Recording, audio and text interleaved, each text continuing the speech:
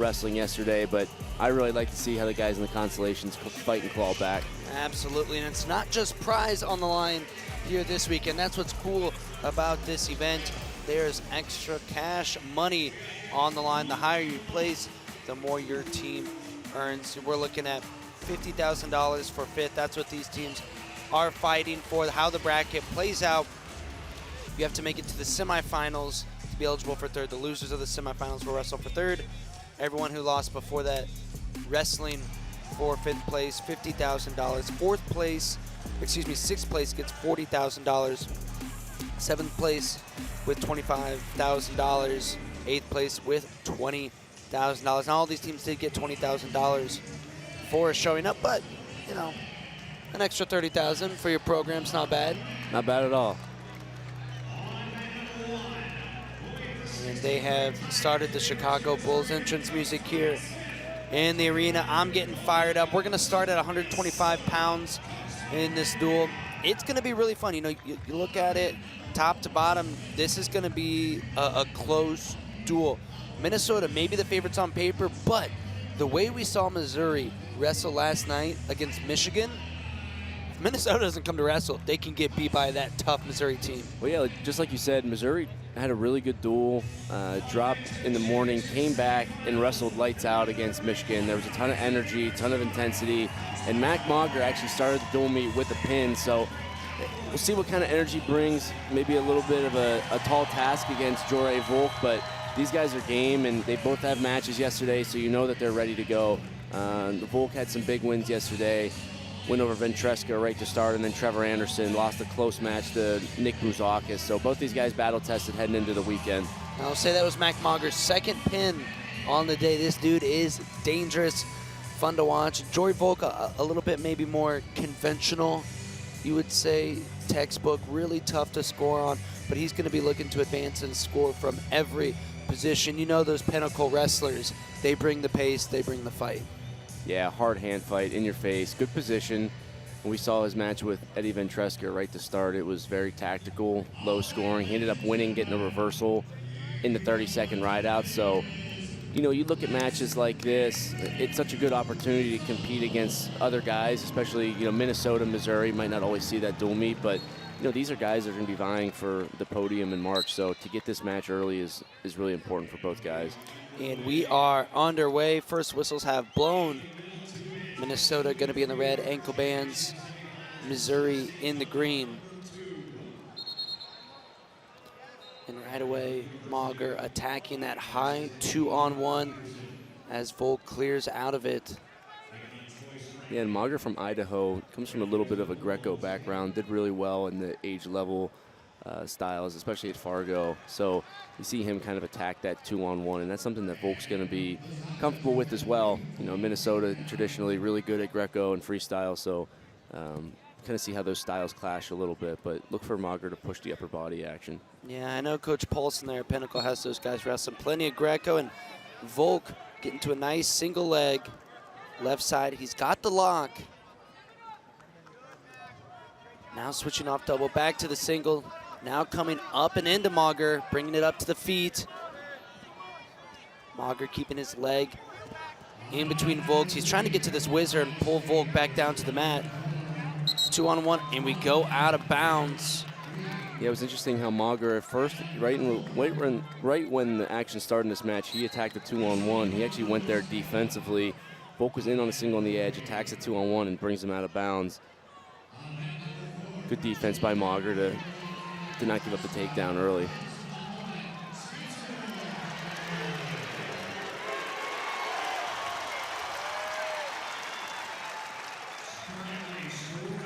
Volk going back to that underhook halfway through the first period now. That single leg from Volk, the best attack so far in the bout. Mauger continues to look for that 2-on-1.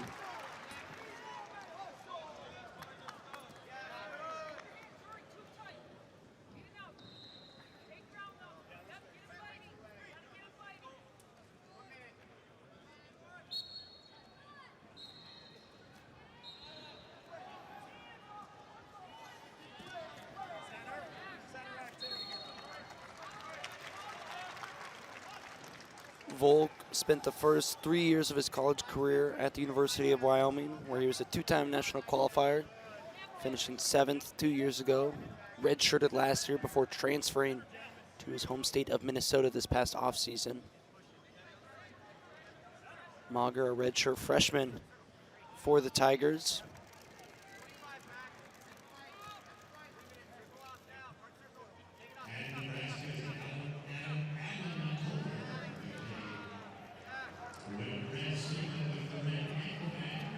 Short time here in the first period, 10 seconds to go. And good defense by Volk to defend that 2-on-1. When Mauger takes a 2-on-1 immediately, he's getting this other free hand and posting right into Mauger's face. Just keeps his head position away, creates space, because Mauger wants to be able to get his head in there and drive and then pull. But Volk immediately getting his hand in there, kind of being frustrating.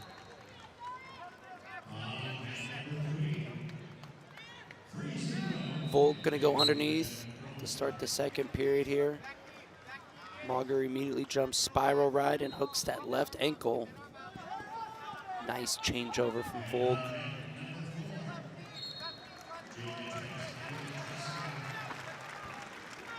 Kind of interesting there from Volk. Looked like he kind of went back hook on that leg, almost threatened it. Mauger felt it, didn't want to be in there, kind of bailed out. What we saw yesterday by Volk, he'll back hook that and try to cartwheel over. So Mauger probably had an idea of that.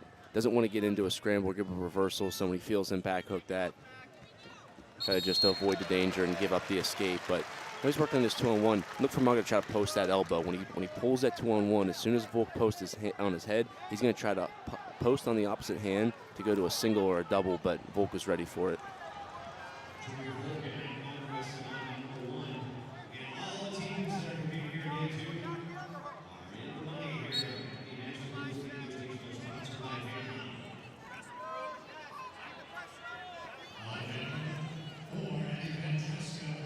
Mauger taking Volk to the edge.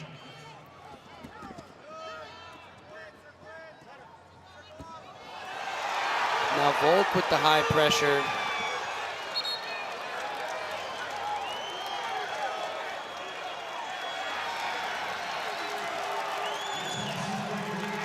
.30 seconds to go. Mauger looking for a leg. Maybe his kind of best attempt yet this match.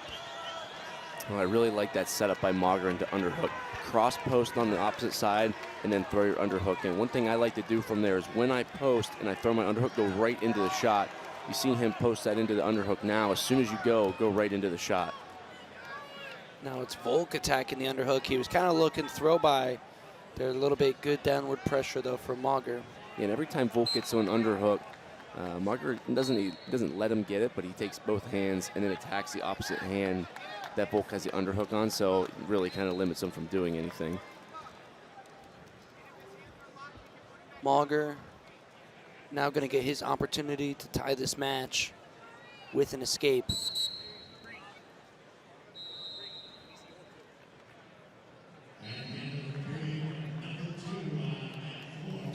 And I think we got some blood coming from the nose of Volk.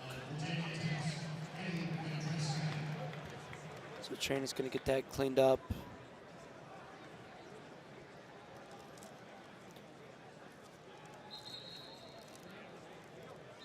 Been a great event so far, the National Duels presented by Paycom.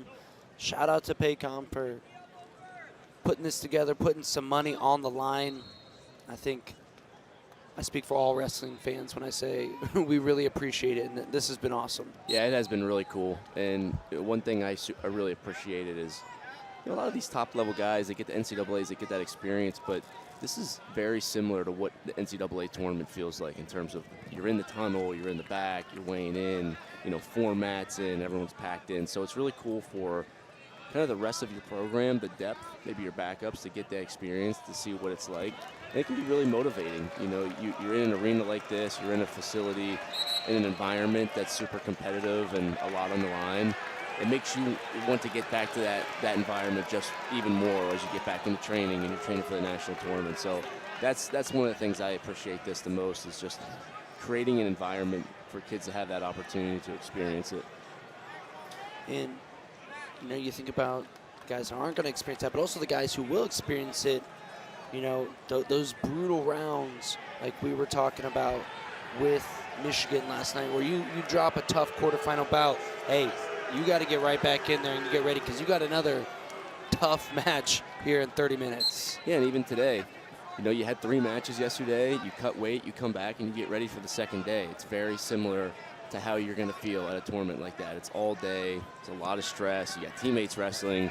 So to be able to kind of balance everything that's going on and deal with the anxiety of your teammates wrestling and then getting back down to weight and waking up early and doing it again, just really good experience, especially in November, right? It's so early in the season, but to get those reps, to get the experience, really helpful for these guys as they continue on in the season. Volk putting together a nice ride here in the third period, approaching a minute of riding time.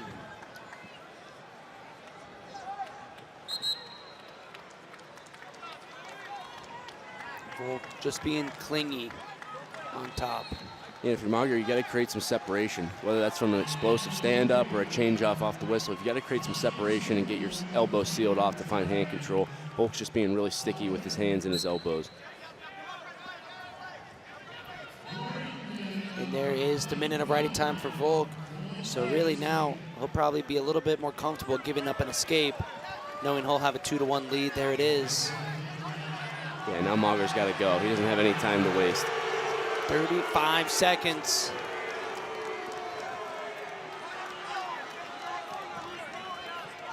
Mager continuing to kind of look upper body, underhook, 2-1-1s, now attacking legs. It's a hard matchup for Mager because Volk is also so experienced in upper body. He's getting good single. This is his best opportunity. He's 12 got 10 seconds to finish. Volk's doing a good job of fighting ankles. And now with those hooks, it's going to be tough to finish this with short time. Mager trying to turn around, peek, and time runs out. Jory Volk holds on to win this one 2-1 on riding time. Gets Minnesota on the board, but that's a match. You're Mac Mager. You can take things away from that, and you look forward to that match again. Well, I think one thing you take away from it is starting earlier, right? You created action and you got to a leg, and you did it with 20 seconds left in the third. Bring that activity earlier in the match to give yourself more time to finish an attack like that.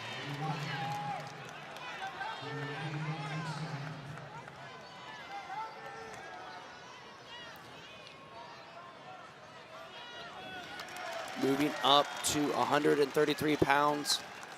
Chris Cannon has been the normal starter for Minnesota. He did not weigh in today, so we've got Brandon Morvari for the Gophers taking on Cade Moore for Missouri.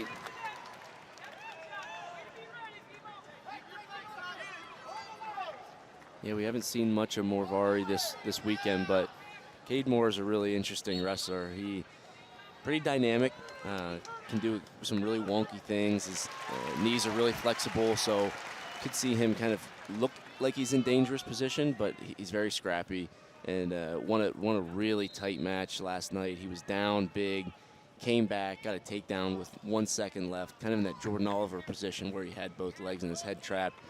Originally, they didn't call it 3. They reviewed it, gave him the 3, so that was a good win for him and good confidence booster going into the night and getting ready for today.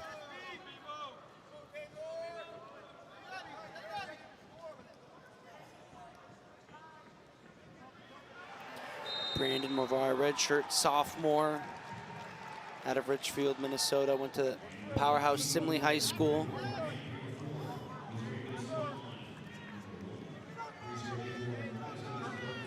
Moore, a redshirt junior for the Tigers, originally from Allen, Texas. He's been a 2-time national qualifier for the Tigers.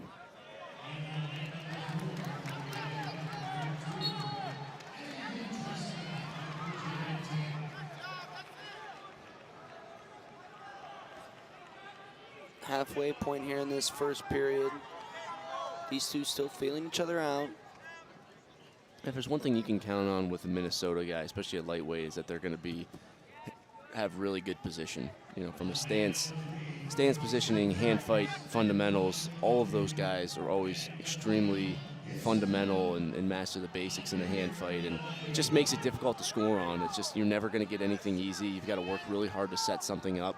I think that's what you're seeing at a Morvari. You know, maybe somebody doesn't have a ton of experience, but when you get the call and you go into the lineup, you're expected to wrestle to that standard of the program, and I think that's something that Coach Eggum does a great job at, is bringing everybody in the program to that standard.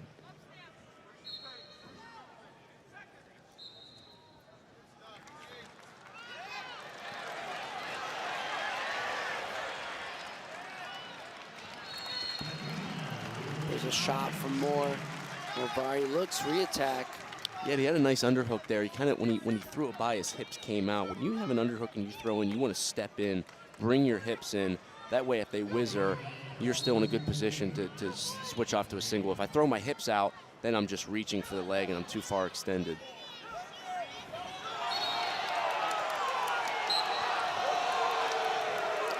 That does it for the first period. No points on the board. Moore chooses bottom.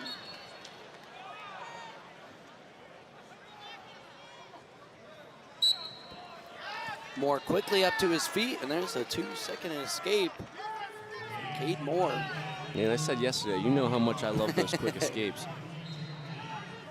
Good job just exploding off the whistle, getting to your feet and finding hands. And, you know, sometimes I do think guys complicated on bottom. There's so many different things. It's hard to get up on, but if you just explode and you stay in the middle of the mat, eventually, if you're good at being able to hold your stance and stay low in your hips, that's a lot for the guy on top to deal with. So I've always been a big proponent of exploding right off the whistle and getting to your feet. And there is a stall warning on Morvari. It's probably warranted considering Moore taking several attacks here.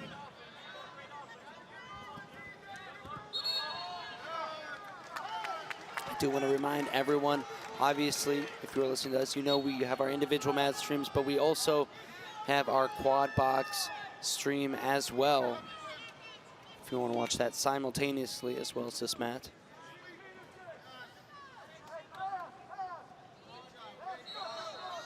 You can put one up on the big screen.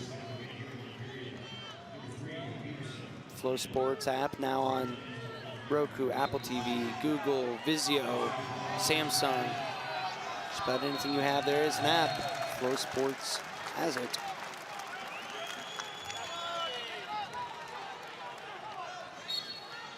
Under 30 to go here in the second period. See if one of these guys tries to sneak in a late takedown.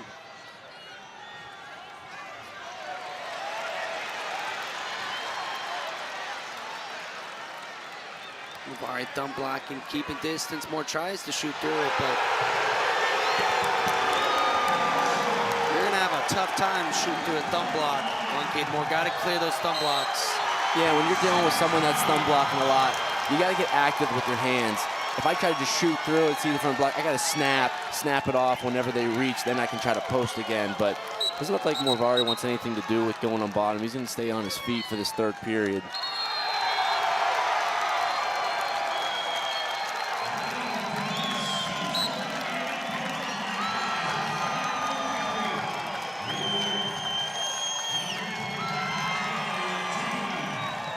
And here's the thing, if you take neutral, you got to get to work. You have to. If you're going to take neutral and not give yourself the opportunity to score, then you got to start moving on your feet. We really haven't seen a ton of committed attacks. He had a decent underhook, wasn't really that close, tried his ankle pick a few times. And Moore's just dominating the inside tie. So, and there's Moore. Great shot. Times the dive roll. Great job by Moore anticipating that dive roll. It looks like Morvari might be injured. Yeah, he's signaling with his hand. What I love about that, right, Morvari was the guy that takes neutral, right? If you're Moore, you're up 1-0. It's easy to kind of maybe hang back and let this period go, but he stayed on the attack. He found his open double, and then he did a good job of timing Morvari's roll. He knew as he started coming up, he was going to dive roll, let him do it, stayed out, and then secured the legs for a takedown. It looks like maybe Morvari's knee might have got jammed up.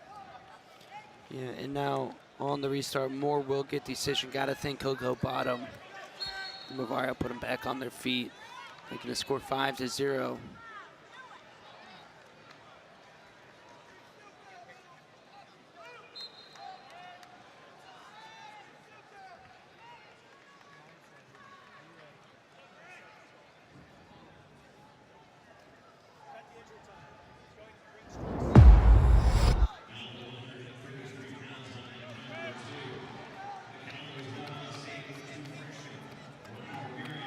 now on a dual meet like this, you're Missouri and your coaches, you know, you just had a little bit of break there. You're telling Moore, listen, let's go down. Let's go get our escape quick. We got out in 2 seconds. Put yourself up 5-0, and then you get a takedown for a major decision. That's very much in play here.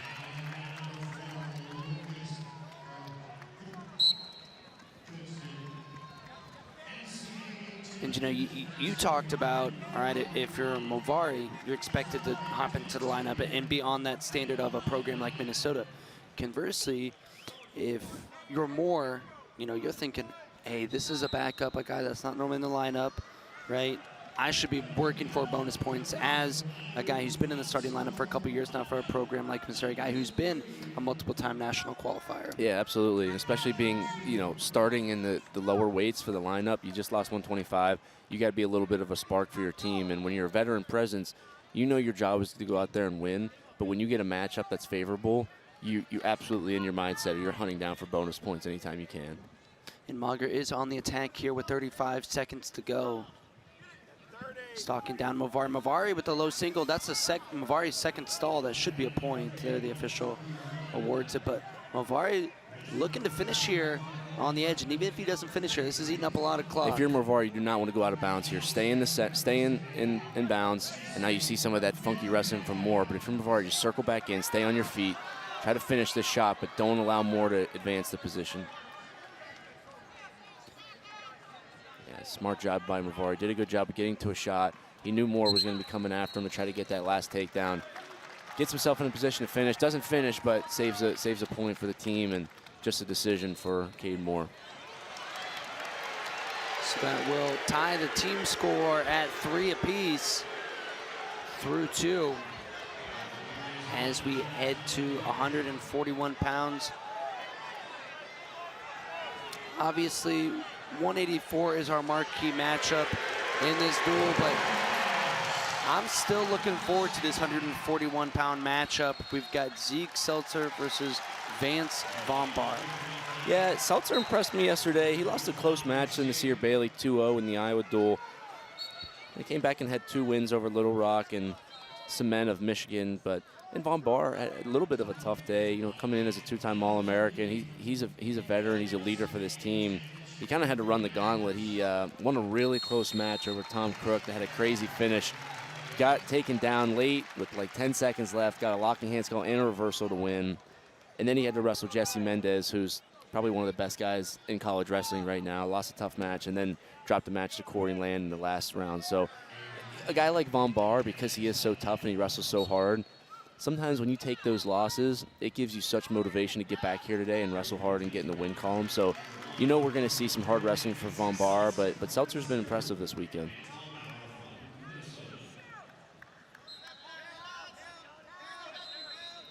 Vance Von Bar, a native of Greeley, Colorado, a redshirt senior for this team, a 2-time All-American for the Gophers.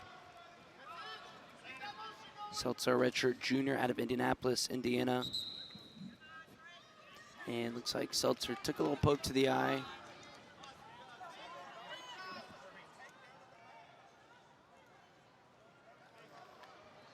Just an official time, no entry time. So we'll resume back on our feet as we approach the halfway point in this first period. Nice shot there by Seltzer, doing a good job of continuing to elevate, looking to trip Von Bar tall. But Seltzer drags his feet. Did he capture it? Yes, he did. Yeah, nice takedown by Seltzer. He kind of went little pass by, elbow pass by right into a high-level single, brought it up, and right before Von Bar was able to kick out, secured this takedown. Here's a look at the finish. Yeah, keep his toes in there. Good job right before Von Bar touches out of bounds. So great start for Zeke Seltzer. So he was impressive yesterday, and coming in with a tough matchup against Von Bar to get the first takedown. It's a good spark for his confidence. 1:30 left in this first period. There's the escape for Von Bar, making the score 3-1, and Von Bar right back in on the attack. Yeah, and I had a feeling we were going to start to see a pretty frantic pace by Von Bar, especially when you are an older guy and you had success and you give up a takedown to somebody you're probably favored against. It kind of ignites something in you where you get that quick escape and it's like, okay, now I'm woken up, now I'm ready to go. Von Bar, a guy who does wrestle with pace, uses that to his advantage as he gets to a nice sweep single, trying to shelf and elevate. Now he's bringing it up. There's the finish. Yeah, I like that. I like that both of these guys on their single legs have brought the leg up in the air. If you stay on the mat, it allows the guy to advance position, create a scramble, get to a shin whizzer, dive roll. As soon as I pick that leg up, it takes away a lot of their defense opportunities. So good job on both guys, getting to single legs, picking them up, and then finishing clean on the edge. Now Von Bar, with as tall as he is, can be tough on top. Seltzer, good job coming back to his feet. That kind of grapevine, broomstick, trip attempt for Von Bar, and then just captures both angles. Von Bar being really tricky with his feet here from top. And he kind of uses that, I guess you call it a broomstick up, on his feet. He threads his leg through the front leg and then trips him back and then collects both legs, and he'll put legs in, but he's long and he's strong on top, and that's a good that's a good thing to have in your toolbox if you're Von Bar, to be able to have leverage and get to tight waist and mat return efficiently. And you look at how effective top can be, or how much of a game changer it can be. Period number one, these two were even on their feet, right? But Von Bar has the advantage on the mat. He's now going into the second period up on the scoreboard and with 42 seconds of riding time. Well, it's the difference of being able to escape, right? Von Bar escaped right away, and then Von Bar got the takedown and was able to ride out for the rest of the period. And that's a big point. Like you said, instead of it being 4-4, 4-3, with his chance on bottom, he gets his escape. Now he's up 5-3, and he has riding time. Those escapes become critical in big matches.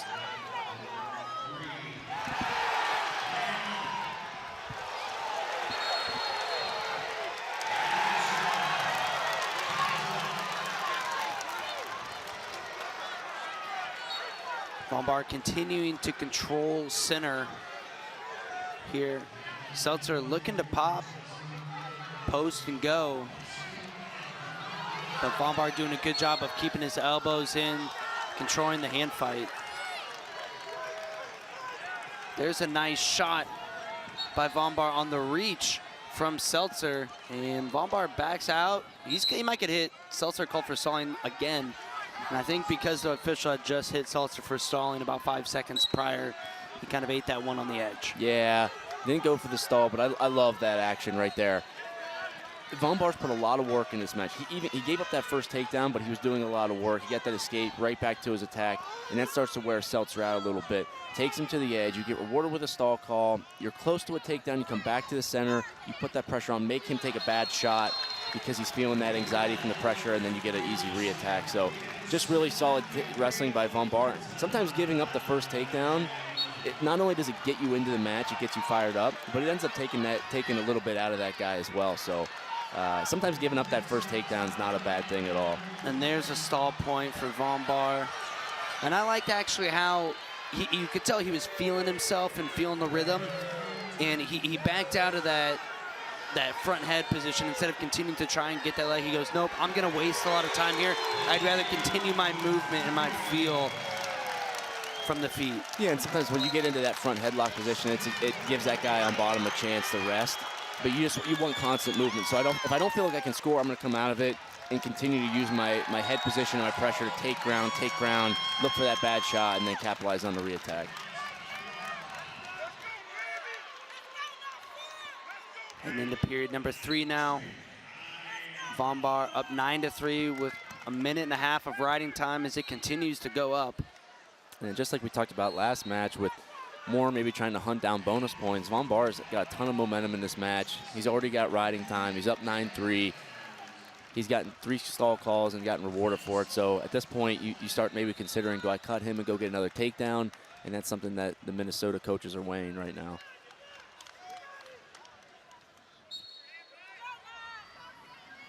And Seltzer has to be careful here. He might get called for stalling again if he continues to lay flat on the mat. And Von Bar only needs one more takedown for a major decision. He's up by 6. If he cuts him, he's up by 5. Go to get that takedown and ride out for an 8-point win. So I'm surprised that he's continuing to ride here. He's got a lot of time, 120 left, but you don't want to short yourself time going to get this next takedown. That's exactly what he does. puts him up on his feet, going to get this takedown for the major decision.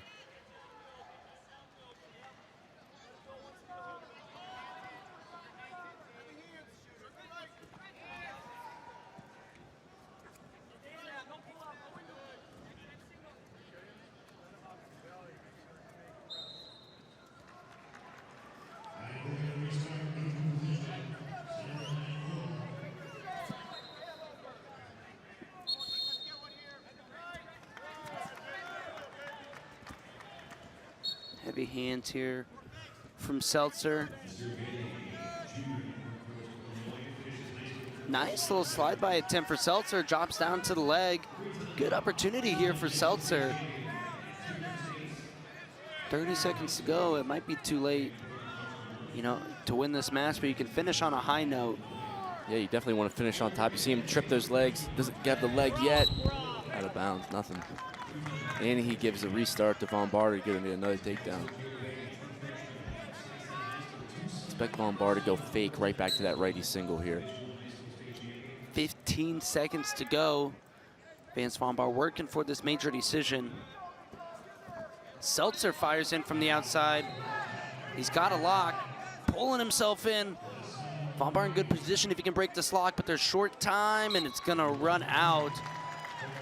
So our final score with riding time gonna be 10-4 in favor of the Gopher. Vance Von Barter puts Minnesota back in the lead, now 6-3. And we are gonna toss to a quick break before we have our 149 match.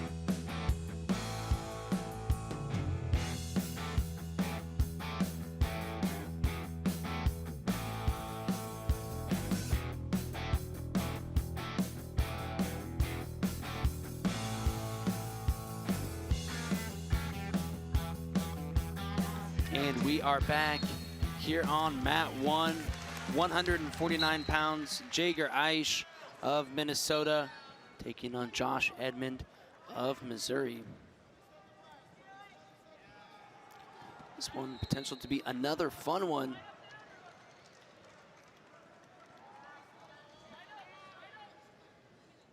Yeah, Josh Edmond and Lachlan McNeil had a really exciting match last night. McNeil got the first takedown, was kind of dominating a little bit, but then Edmond found an open double into a single, got the takedown, took it to overtime, and almost got another takedown in overtime to win, but McNeil scrambled out of it for the winning takedown. But we talked a little bit about Edmond's style. He's so quick, and he's got such a good open entry into his double leg, and if he doesn't go right to a double, he'll transition right to a single leg. So if you're Aish, you've got to be super disciplined in your stance. Every time there's a breakaway in action, or you're in a tie and you get out of the tie up, whenever you make that contact, you got to be really low in your stance, because Edmond will it's kind of like a football tackle from space. He'll explode into it, and he's really good once he gets up into the body and gets to a body lock, kind of how he's working here. Yeah, Edmond for a second looked like he was threatening that cow catch or cement special, as I believe you call it. Cement mixer. Mixer. Well, I can never remember which is mixer and which is special. Well, cement job is whenever you get up and you kind of go over, and the cement mixer is when you mix them back underneath. You don't see the mixer quite as much. Kind of made famous by I always call it that because the Northampton Concrete Kids, they kind of started that in Northampton, Pennsylvania, and that's their mascot is the Concrete Kids. So we always call it the cement job, cement mixer. Edmond securing the takedown to get on the board first. Minnesota corner didn't love the call. But nice job by Aish getting up to his feet and earning his quick escape.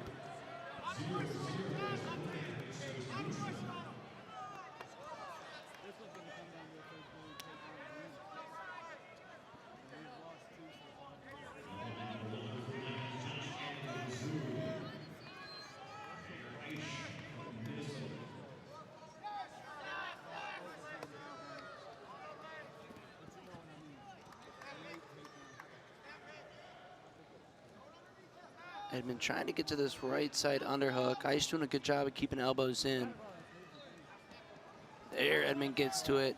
Aish has to be careful here. He's been warned for stalling, and he's more than careful. Rips a headlock. Yeah, that was a really nice headlock. Edmond was pressuring in hard with that underhook, especially on the edge, and you're kind of a little safe there as Edmond because, if you do get headlocked, you're going out of bounds like you did, but the biggest thing when you get hit in a headlock, it's because your chest and your head are high. If I get to that underhook and I try to jack it up, I still want my shoulder in low so I can drive and be in a squat position. The higher that I get, the more open I am to a headlock.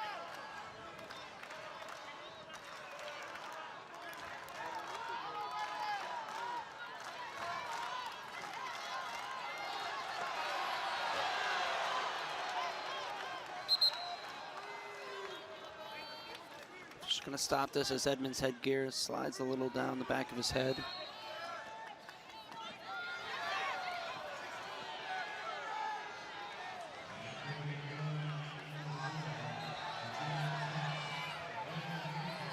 And Edmond gets it adjusted just right. We're back to action with 13 seconds remaining here in the opening period.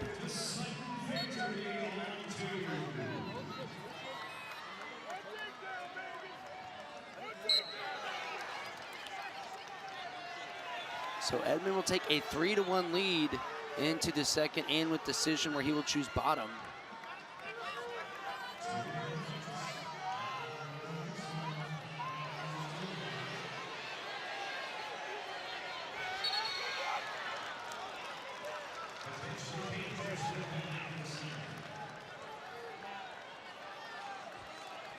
And I think we got some blood out there on the mat. Just a quick wipe up job.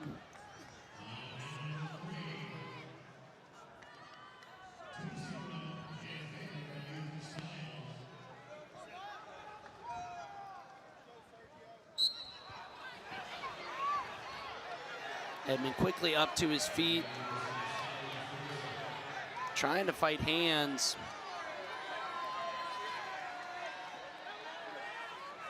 And there's the cut, turn, and face. Edmond with the escape.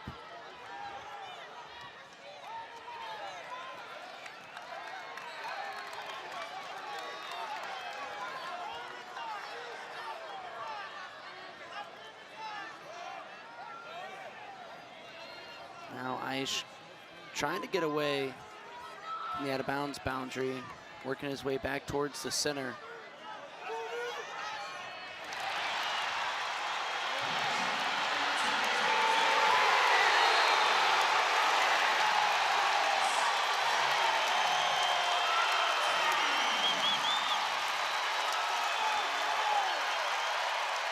Aish coming up and into Edmond.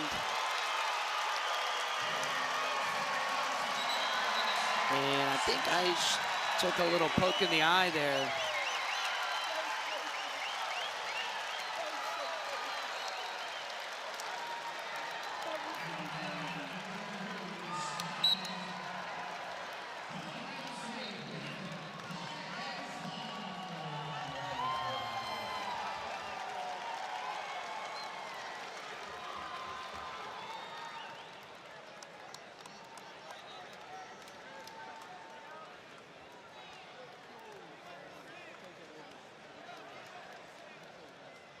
He's doing a good job, like you were talking about earlier, remaining low in his stance, disciplined. You see those elbows are in, hands are ready to fire down. Yeah, and he's being disciplined with his reaches. Every time he makes his contact, it's in into the collar. It's not a reach that where Edmond can get underneath and shoot into it. The action slowed down a little bit in the second period.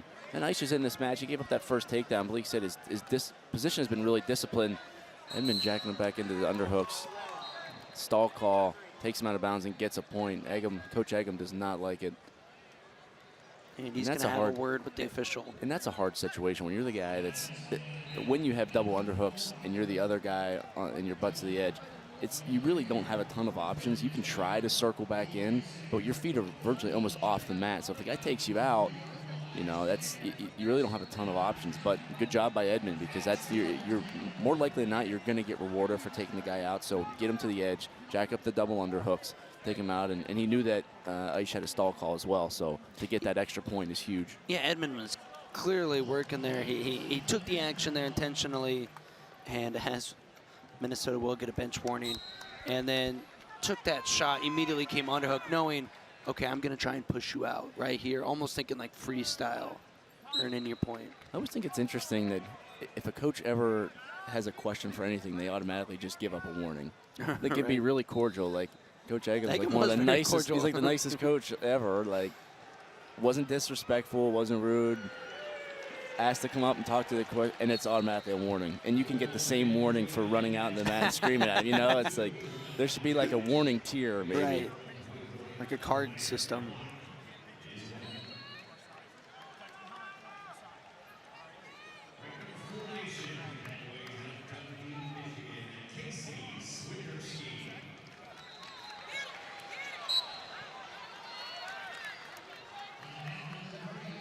Aish looking to come up to his feet, did a good job of sealing, and there's the escape. So 3-point bout here in the third period. We haven't seen a lot from Aish as far as offensive output, but I think that's going to have to pick up. When you're wrestling someone that's as dangerous as Edmond, as good as scoring, yes, you want to respect that. You want to keep good disciplined position, but when you're down, at some point you've got to make the decision to go score. So you've got to throw some of that discipline out the window a little bit and start to create some action and get to your winning positions.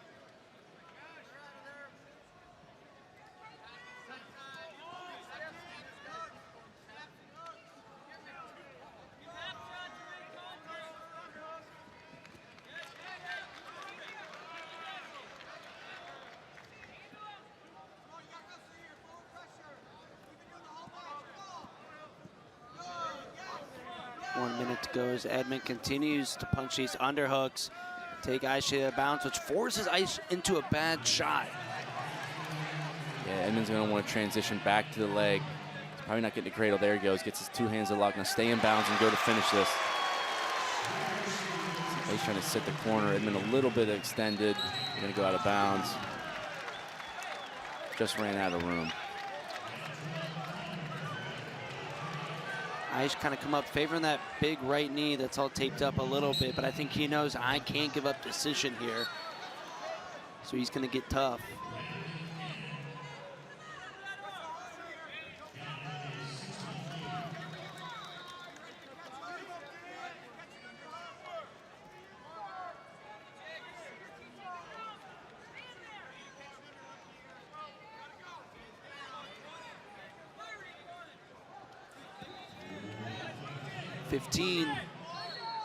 Aish gonna have to open up here. Throw the kitchen sink, try something. Looking for that high crotch. Now a single leg. He's got the leg, 3 seconds, coming upper body. Inside trip and time runs out. Josh Edmond, a calm, cool, calculated 5-2 win.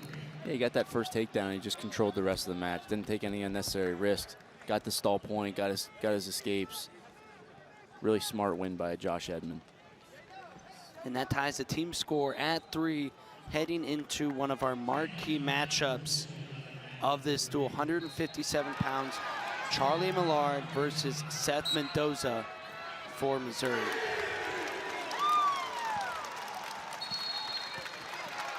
Two really good young talents out here on the mat right now.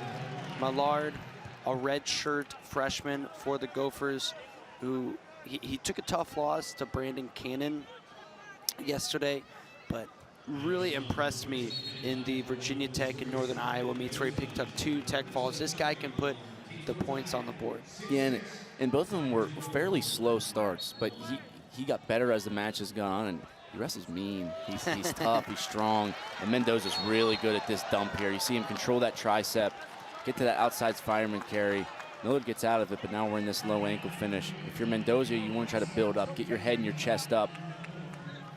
See him double off there. If you can drive over to the hip, and his knees are so flexible, he can kind of put his feet like totally outwards and continue to wrestle. But Miller doing a really good job controlling far ankle, now turning into him.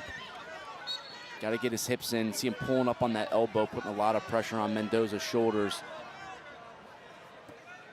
Mendoza keeping that lock though, trying to pull himself in. He's got his left foot kind of trapped.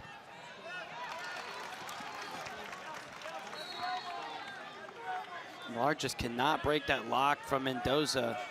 Mendoza pulling himself in, popping his head all the way across. He's got it doubled off. Millard just keeping that far ankle to prevent the takedown for now. Official is going to stop it. Stalemate. Good effort, good work there from both guys. Yeah, I love the entry from Mendoza. He's so good at that fireman's carry. He gets that inside control, he pressures, he releases, he gets to it. But Millard never gave up in position. Almost looked like it was going to be his score from front headlock and good baseline defense. But Mendoza, you see him get in that position. His feet literally turn straight outwards, and he's able to sit down to his hips. So hard to get go-behinds because he's so flexible. Mendoza, the number 6 overall recruit coming out of high school last year. You know, he's a guy, a huge pickup from Missouri, a recruit on the level of your Aiden Sinclair, of your Keegan O'Toole, and he's a guy I know they expect to be a staple in this program for the next 4 or 5 years, which is why they're throwing him out here at an event like this, kind of at a surprise weight. A lot of us thought he was going to be 141, maybe 149. He's up at 157 and just showed right there that, hey, I don't know if this is going to be his weight class permanently this year or moving forward, but he can scrap at this weight. Well, and you said it, he's going to be the staple. He's the future of this program. So anytime you have young stars coming in, especially as freshmen, you want to see them get tested. You want to see how they deal with high pressure situations, and this is an awesome opportunity for Mendoza. See him almost catch that leg as he does. Now he's in this fireman's carry where he's really comfortable. And this is the brilliance of Seth Mendoza in these scrambles here. Short time. Got to kick his foot free. No takedown. Time runs out. A fun first period, but no points on the board. Yeah, you see Keegan O'Toole in the corner standing up and smiling. He loves the action. And, you know, an O'Toole, similar style, he was so good at being able to wrestle out of positions. And just when you feel like you have him in a shot or a go-behind, he's able to kind of contort his body and coil himself into a shot and create into his own action. So no doubt those guys are definitely working together, and I think O'Toole's had such a big impact on the program that you want to recruit people that are, you know, can wrestle in those similar styles because you have such a knowledge of it. Wow, what a, nothing yet. He's got to stop the dive roll. He's going to look for a cradle here, JD. He's got it locked up. This is big for Mendoza. He's got to try to drive it over. Get up on your feet and drive over his shoulder. Don't try to pull it back on top of you. O'Toole is yelling hard. There he gets it over top. Hip heisting up. No back points, but the takedown. Great job by Millard fighting out of that. And it was a beautiful underhook throw by entry for Mendoza as Millard gets the quick escape.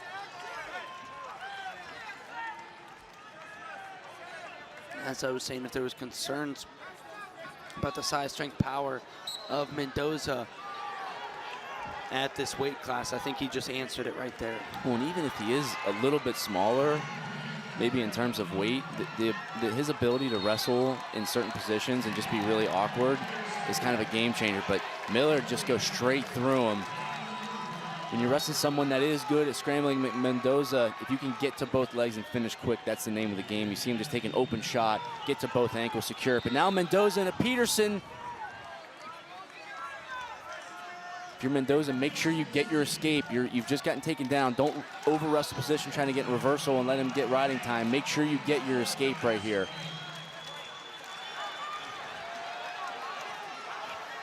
34 seconds to go. Mendoza throws that left arm up, so there's no takedown yet, but now Millard able, and he's got a cradle. I talked about that kind of maybe being a little bit of a youth mistake. You create an opportunity to get a point and you over-wrestle, try to get the reversal instead of just taking your first sure escape. He hit a Peterson. He could have probably backed out and gotten his escape, but he went for the reversal. Miller was able to continue to wrestle, stay on top, and now he's looking for the ride out this period.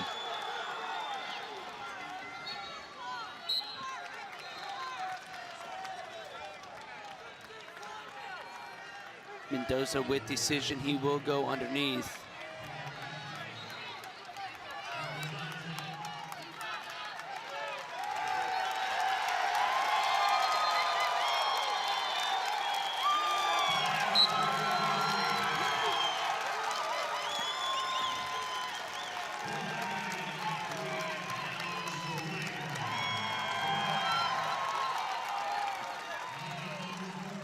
Millard doing a good job keeping weight on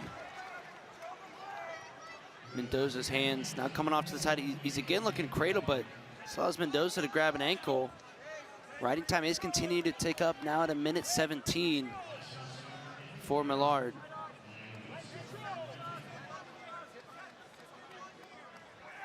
Millard's still on top here, and I think Mendoza has to realize that, and it'll be a stalemate.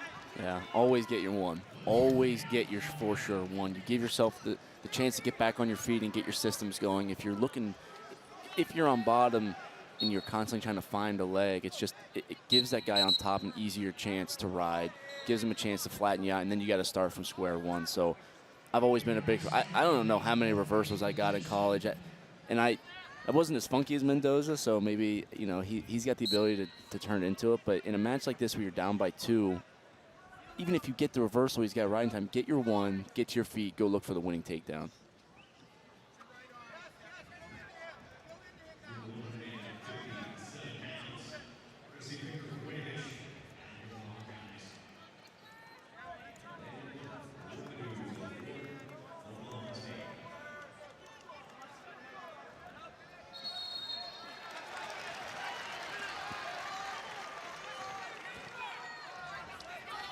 So better job there by Mendoza. He got some separation. Instead of going for the takedown, instead of going for that reversal, get your escape. Now a takedown. Takedown will win in a ride out. He's got 40 seconds. He scored with that underhook throw by. Look to get back to that position and throw it by and get into the hips. You know that Millard can advance scramble, so you want to try to get to both legs and get the feet off from that. 30 to go. Riding time locked up, so the score is 6-4 right here. Here's a good attack by Millard. Yeah, if you're Millard, you got to be careful here. Don't let Mendoza spin. Don't let him jump over top. Keep that foot in the air. This is great position. Keep that foot in the air. Don't let him sit the corner. Still got to wrestle through here. Short time.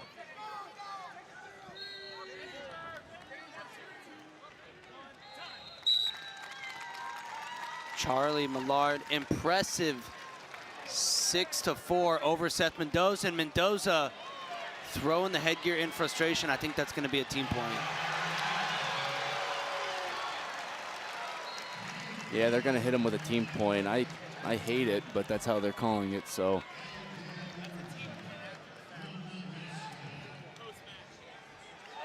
You know, Mendoza just letting his emotions get the better of him there afterwards, going through some freshman things. Yeah. Well, that's what it is. It's hard to get off bottom. It's hard to stay in a 7-minute hard match with a guy that's strong like Millard. But Millard was really impressive. He was aggressive the whole time. We saw that with him yesterday. Aggressive, in your face, wear you down, ride hard on top, good defense. Really solid win for Millard.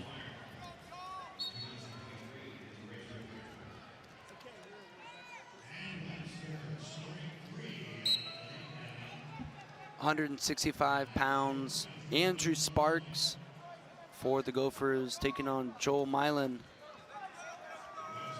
for the Missouri Tigers. Max Mayfield, the normal starter for the Tigers, wrestled yesterday, not competing here today. Haven't talked to Coach Smith, but I believe, you know, nothing wrong with him, just a senior guy. No need to put that much tread on the tires this early in the season. And Sparks didn't have a bad day yesterday. Beat Patty Gallagher in a really close match in overtime. Beat Jack Thompson from UNI and dropped the match to Ryan Burton, who he's 1-1 with this season. But Sparks from California, seems like he's been at Minnesota for a while. I think he competes a lot, and it seems like he gets better every year. He's consistent. I think the key for Sparks is wrestling at his pace, getting to his offense without making the mistakes and putting himself down in matches. He's always in the match. You get to your off. He's got good offense. He can scramble well. But if you let guys get to your legs too much and you give up those easy takedowns, it just makes the match a lot harder. So I kind of want to see Sparks not tighten it up a little bit, but maybe a little more discipline as matches go on. And as you get to that third period, then you can really start to open it up and use that pace, use your fakes, use your offense to open matches up. And I like the way he's finishing the shot, keeping his head tight, as long as he doesn't jump up to the waist too early. Yeah, and you want to see him keep his shoulder low. If his shoulder is low, you can kind of feel that dive roll. If his shoulder comes up, then it allows Milan to continue the position. Now one thing he can do is kind of rip this back. If he pulls up with that shoulder, he can pull it back and stand up, just like he's doing right there, posture up. So pull it back and then attack that far leg. Ready for the dive roll. And that right knee getting a little tangled up of Milan, so the official going to stop it. Potentially dangerous. Good, potentially dangerous there for Milan, as it looked like Sparks was close to that takedown. And I would like to see Sparks, you kind of are in that forced wizard seatbelt position, rip that back, and as Milan comes up, then you can attack that double leg.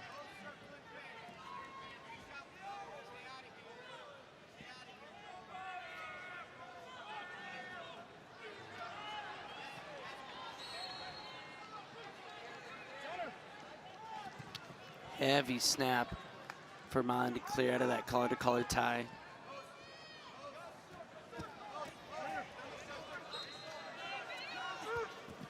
There's an outside shot from Milan. He's got the ankle. Sparks immediately draping over top, capturing both ankles. What does Milan have to do here to finish? Well, now Sparks got his knee over that head. It's a lot of pressure. If you're Milan, just don't stop wrestling, because if you just stop, Sparks is going to continue to scramble. So continue to keep that ankle, get your head underneath.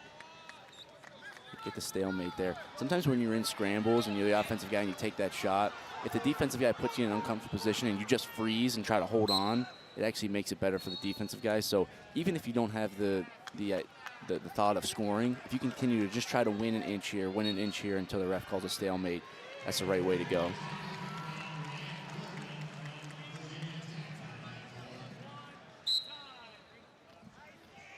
First period comes to a close, 0-0. Still the score, Sparks with first decision. He'll go underneath.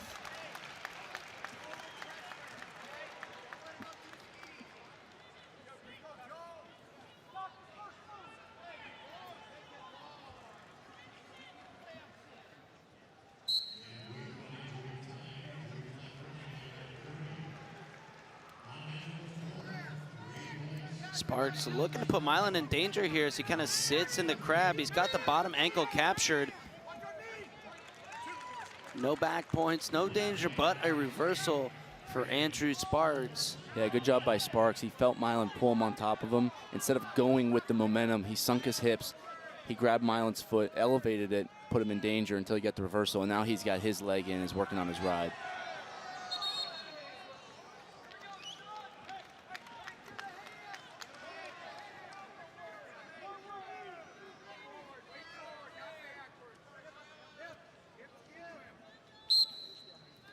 Referee calls a stalemate.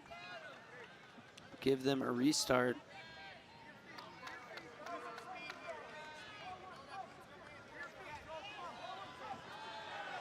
Milan, a fifth-year senior on this Missouri program, actually started his career at Hofstra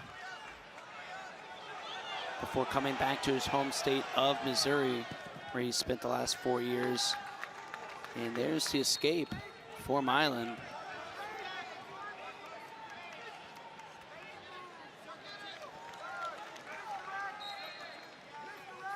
Milan showed the ability to get to legs. When you shoot on a guy like Sparks, if you just shoot to get to the leg, he's going to turn it into a scramble. He's going to set the corner. He's going to dive over. You've got to shoot and shoot into the finish. So every time, and just like that, Sparks responds. Back in the single. Now he's got to adjust. See him reaching for that far hip. Milan still has a whizzer. Elevate this foot, bring it back up. Don't reach for the hip quite yet, unless you can get to that body lock and drive through like he's trying to do. Now sink your shoulder low, sink your shoulder low. He's got that leg in, he's got to get his hands to touch. Come up, elevate, elevate, good. Talking about shoulder, when you're in that body lock position, the higher my shoulder comes up, the more he's able to keep that whizzer. If I lower my shoulder and almost get down below his butt, it takes that whizzer away and get the takedown.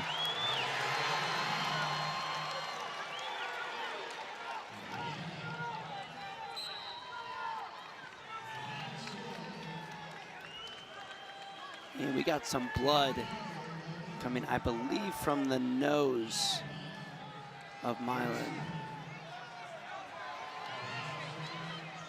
Maybe the mouth.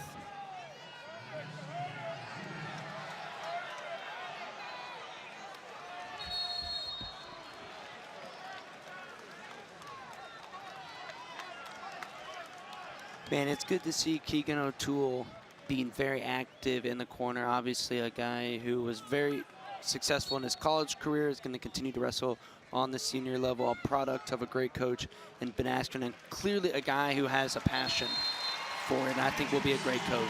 Yeah, he means a lot to the program. He did a lot in his career, and he's going to continue to do a lot, but you know, really the face of the program for a long time. And keeping a guy like Jarrett Jacques, who's found a lot of senior level success, keeping both of those guys in the program and working with these guys, it is a huge benefit. Anytime you have RTC or coaches in the room scrapping with, especially the young guys, that is such an important part of a program to be good mentors and to give them the partners that they need to wrestle at an elite level, because that's when you grow. When I came in as a freshman at NC State, I was really blessed. We had a great RTC, guys like Michael Machiavello, Tommy Gant, Nick Wisdowski, Nick Reenan, Timmy McCall. I was wrestling with those guys every day. So it was just bound. I was bound to get better, to grow, and to learn wrestling elite guys. So to have guys like Keegan O'Toole, Jake Hughes in the room, Kendrick Maple, obviously their coaching staff is lights out, Don Bradley, it's just important to have those mentors.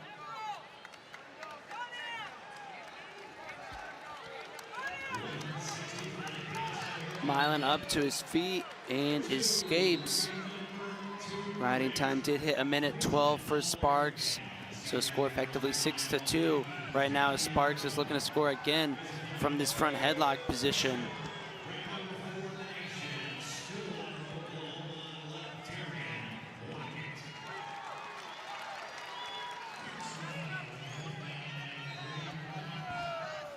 Outside shot from Milan. Again, Sparks finds himself in this front headlock position. He's trying to bounce and get to an angle, just hasn't been able to find it yet. Now you want to see him circle into that ankle that he has. Milan pretty scrappy down below. Now bounce, chase, get your elbow free. Milan's tying up his elbow when he has that underhook in. When I feel that I got a pressure, I got a bounce release, get my elbow out, and then I can start to chase the corner.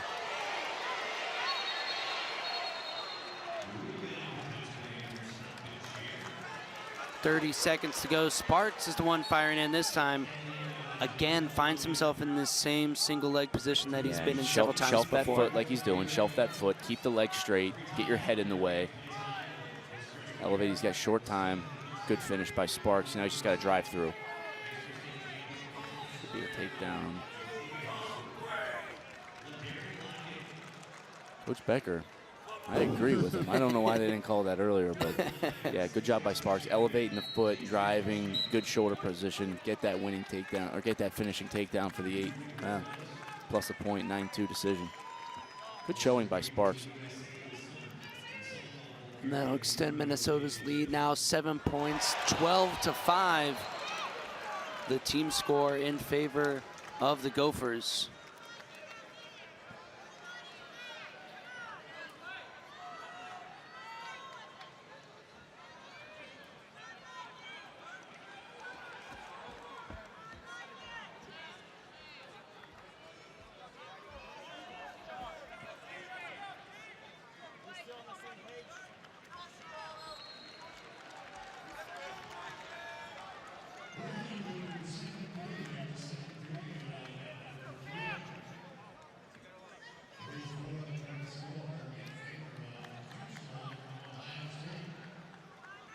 officials and clock workers making sure we have everything correct.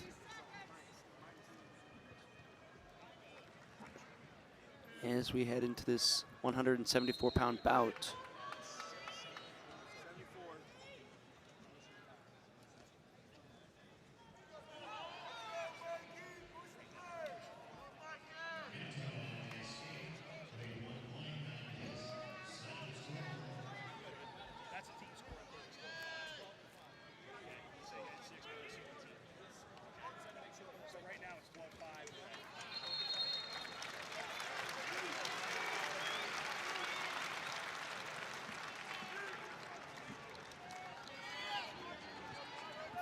Okay, we are finally all set, ready to go. Clayton Whiting for Minnesota, taking on Cam Steed for Missouri. Cam Steed, a guy who's rebounded in a big way yesterday after kind of an up and down start beginning to his season. Yeah, Steed had lost 2 matches during the season, had a good win over Mantanona yesterday. And, you know, Clayton Whiting hasn't been the guy from Minnesota. It's been Ethan Riddle all week, but you know, after a couple of tough losses, giving Whiting the chance. And Whiting was a big recruit coming out of high school. Remember, he beat Abe Assad in a college open tournament while he was still in high school, and that was kind of a huge win for him. And hasn't quite found the same consistency coming into college, but this is a great opportunity for him against All-American Steed in this duel. Yeah, and Whiting, a guy Missouri's going to be familiar with, started out his career there, spent the first 2 years before transferring to Minnesota 2 years ago, where he was a national qualifier for the Gophers last year.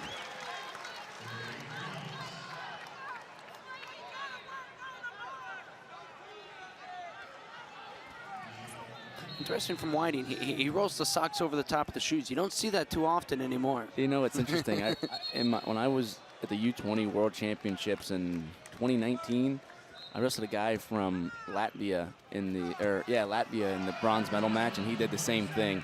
He also poured water on his head after the break, and somehow that was legal. But yeah, interesting. I kind of like it. Sometimes I'll do that in practice. If my socks don't fit right, I'll put them over, and all the guys on the team make fun of me. But Clayton Whiting likes it. I like it. I do too. Halfway point in this first period. Still no points. Not much action.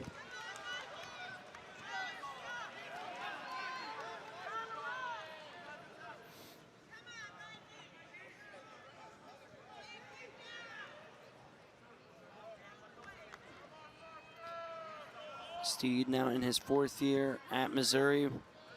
Was an All-American last year, 165.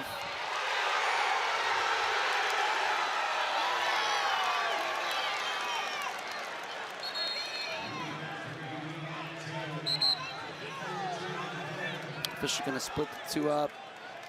Get him out of that tie, restart with 47 seconds.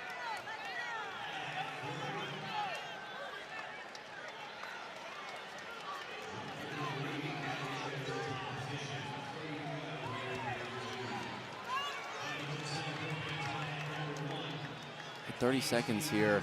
Takedown going into the second period is always a big thing. We'll see if Steed can break out of this collar tie. He's tried to find his underhook a few times, but Whiting really strong, able to kind of defend back into that over-under position.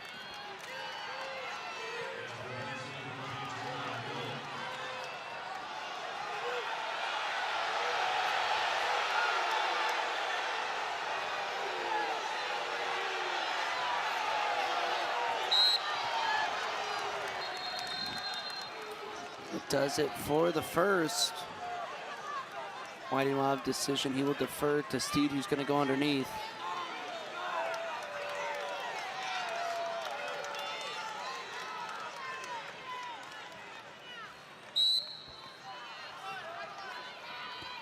Granby for Steed, and Whiting lets him go. 4-second escape for Cameron Steed. He's on the board first. Yeah, nice escape by Steed. Now you want to see him keep that momentum going. You got your escape early. Keep taking the pressure. Look for some snaps. Get Whiting to reach. Open up your attacks.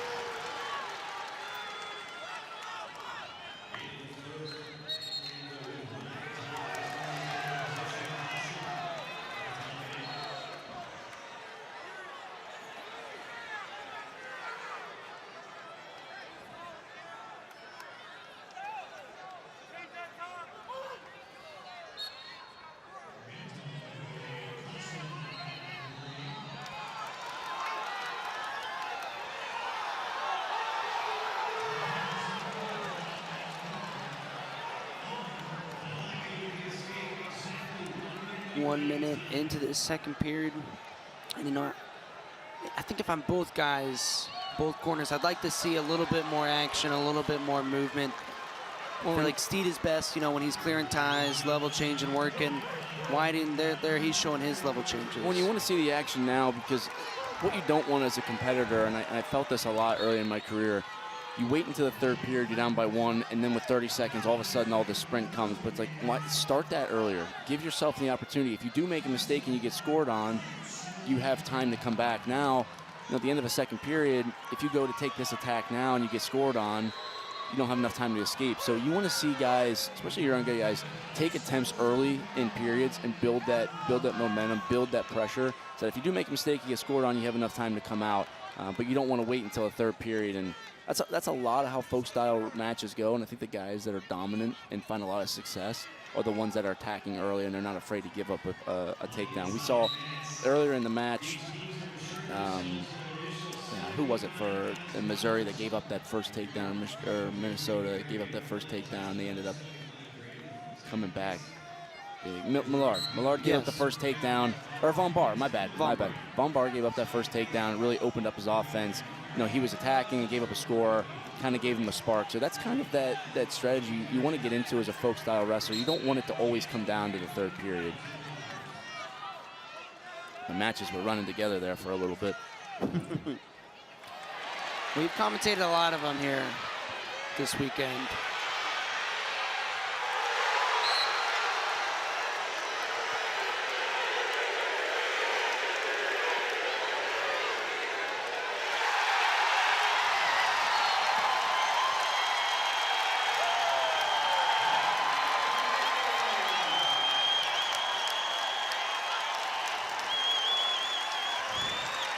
.130 remaining here in this match, still not at 1.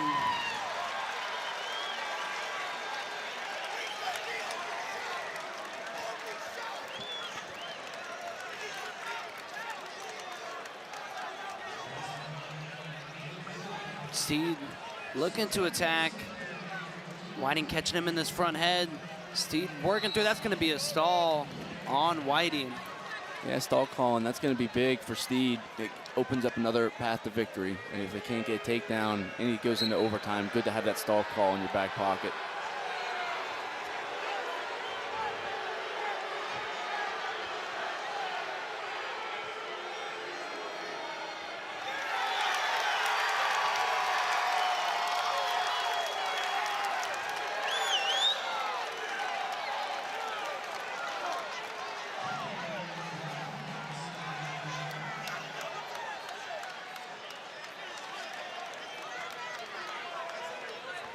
Some chaos happening over on mat 2 between Iowa and Oklahoma State, but 30 seconds remain here at 174 pounds on mat 1.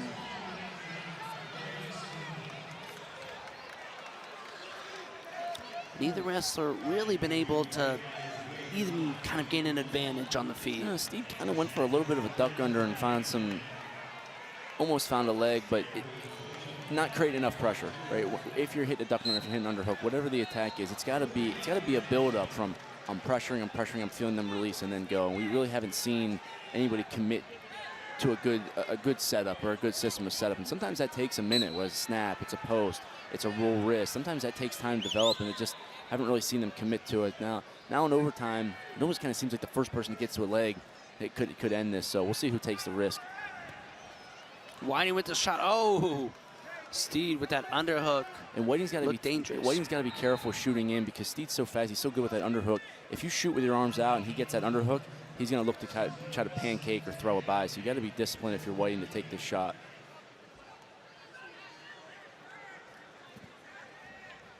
There's a double from Steed. He's got both legs captured. Big chest wrap for Whiting. Steed tried to wrestle through the position, but did hit the floor. Awesome chest wrap by Whiting. You don't see that often in folk style, but it was really smart because it took his feet out of bounds, took them off the mat. Good defense by Whiting. I believe that would be 4 in freestyle. And I know that a little bit all too well.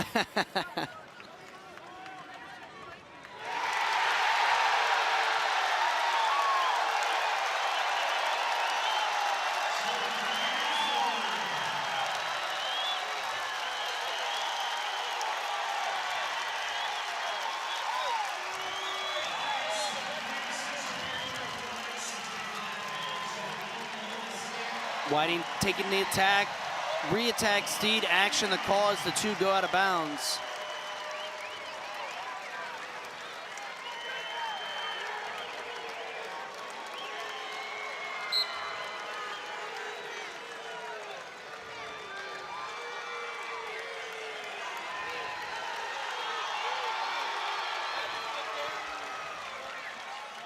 We see Steed forcing this underhook. Can he drive him out, maybe take him out? He's got both legs captured, feet trying to drag. He's got to stay. And he just runs out of bounds. Sometimes you get it, and I don't ever want to see a match decided by a stall call, but if you're Steed and you take that shot, you almost don't want to take a full shot. It wants to be a half shot where you're staying on your feet and you're taking that guy out of bounds, because if I shoot, they're never going to call that stalling. It's always going to be action. So, and I don't know if that's what he was looking for. He might have been looking for the score, but there's a gamesmanship to getting stall calls. If I take the full shot and I penetrate in, I get my hands to the leg, probably not a stall call, but if I can kind of walk him out, stab at the leg, take a half shot, it makes it a lot worse for the other guy. Re-attack, Steed. Again, the two go out of bounds. This time with 6 seconds to go.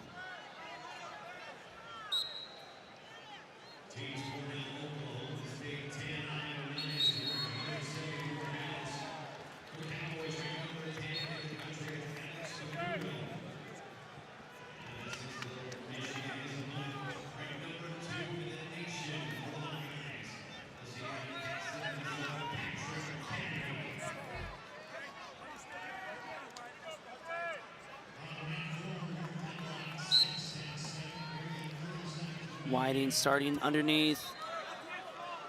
You know, Steed can be kind of tough on top. You see him trapping that right ankle. Yeah, and he doesn't have a stall call either, so you can take one in this 30-second round, because Whiting does. So if you're Steed, great ride here. Take a stall call if you need to, but don't sacrifice this escape.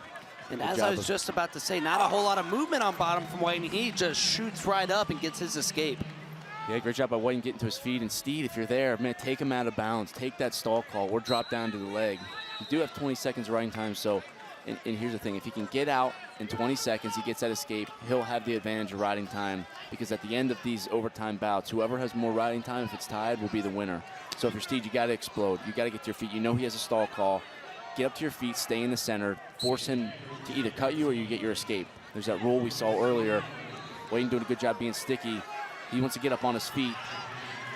Nice cut and turn. He picks up the reversal. Now stay in. If you're Steed, don't go out of bounds. Good job by Whiting going out, but yeah, good job by now if you're Steed, the only thing you can't do is give up a reversal. If you cut him, you've got the riding time, but don't let Whiting put you in a position where you can get to your legs and get a reversal. That's the only way you can lose this match. 1 before 2 has never been more prevalent than right now. He can take a stall call.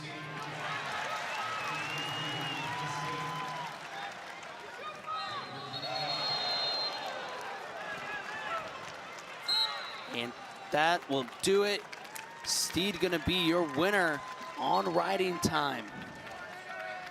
And that'll bring Missouri back within 4 points of Minnesota. Now we're talking. 12-8 as we head into our marquee matchup of this duel. We are gonna toss to break, show you some ads. When we come up, when we return, Max McAnally versus Aiden Sinclair.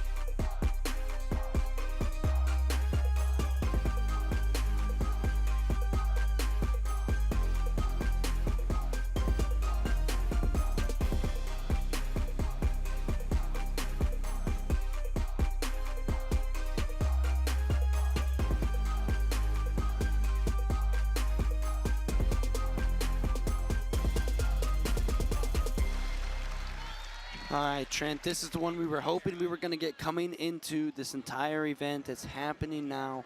184, Max McAnally versus Aiden Sinclair. What are you seeing in this matchup? Well, these guys have wrestled each other a lot. Look back at the summer. They wrestled at the U.S. Open. McAnally got late score to win, and then they followed that up with a 3-match series at the U20 World Team Trials where Max McAnally came out and won the 2 matches to make the World Team. He went on to win U20 World Gold, but Sinclair is just really talented. We saw him yesterday score like 7 or 8 different types of attacks. He's got a great arm drag. McAnally's kind of famous for that right single leg, and what we saw on the freestyle side of things was McAnally getting to the leg, but if Sinclair was able to get to a scramble or jump over the top or set the corner, kind of gave McAnally a little bit of fit. So if you're McAnally, one thing they're really focused on is when I get to that leg, I got to shelf it right away. So when I take my single, and he does a great job already, but he shoots to a finishing position. Shoot to the finishing position, get that foot shelf, get it up in the air, avoid that scramble. But if you're Sinclair, get into some chaotic situations. You're really good at scrambling. Make McAnally wrestle in position he's not that comfortable in.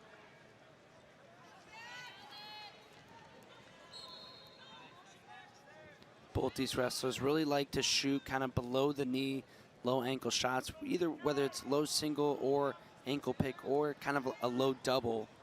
But a lot of times the key to finishing those is capturing, if you do go single, capturing that far leg so you can quickly double off and not get into a prolonged scramble.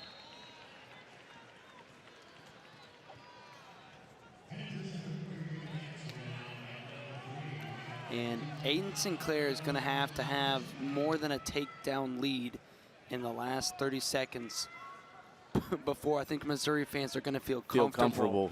Right, about him winning. Not even just because of their history and what McAnally's been able to do late against Sinclair, but because there might be no one better in the country at a last-second sprint when they're moving than Max McAnally. And he just has such a good feel for timing, knowing when a guy's going to step, knowing when a guy's going to reach, and when to fire his attacks. It's a thing of beauty. One thing that McAnally does a great job at is his setup is over the course of an entire match. We always talk about, like, you set up to your shot. His setup is his fakes and his motion and his stab at the leg. And sometimes that takes him 4 or 5 minutes, maybe even 6, maybe even to overtime until he capitalizes on it. But he's always in good position, fundamentally sound with his stance. You see those little fakes there, in and out, in and out, in and out, taking ground. And then when he feels it, he'll pop right into it. So this setup of his, it takes minutes. It's a prolonged setup, but he's always in good position. He's never reaching. He's in a good stance, and he's really heavy on that left leg lead. So when he's ready to go, he's like a spring. He pops right into a single leg. 30 seconds to go. Not much happening here in the first 2.5 minutes.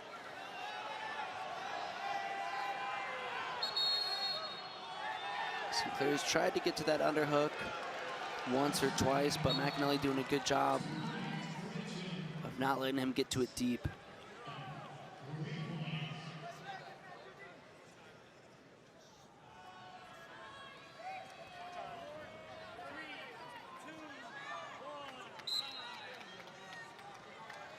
That does it for the first period. Sinclair has decision, and they're going to put him underneath right away.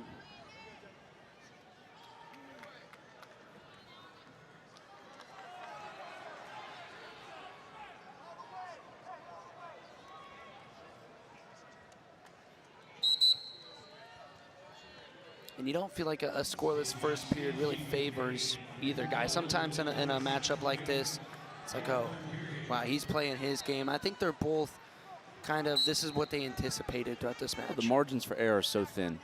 Both these guys are extremely elite. If you make a mistake early and you give these guys any time to score points, it just makes it really hard to come back. So it's going to be very calculated. You notice both of the guys. It's a calculated hand fight. Always trying to make sure your hands are where you want them. If they're not there, I'm going to pop back out of it, snap back out of it, and try to create some distance. So it's kind of like a cat and mouse game here, and you're kind of just waiting for one guy to go until you see that action. Now, a lot of times when you see kind of one point, once you hit the second period, one guy fires off a committed attack, and that kind of gets the ball rolling, and then things open up a little bit more. Yeah, we'll see. Whoever makes that first attack, like you said, typically that action will start rolling after it. But yeah, you're almost waiting to see which guy takes the first shot. See a little bit.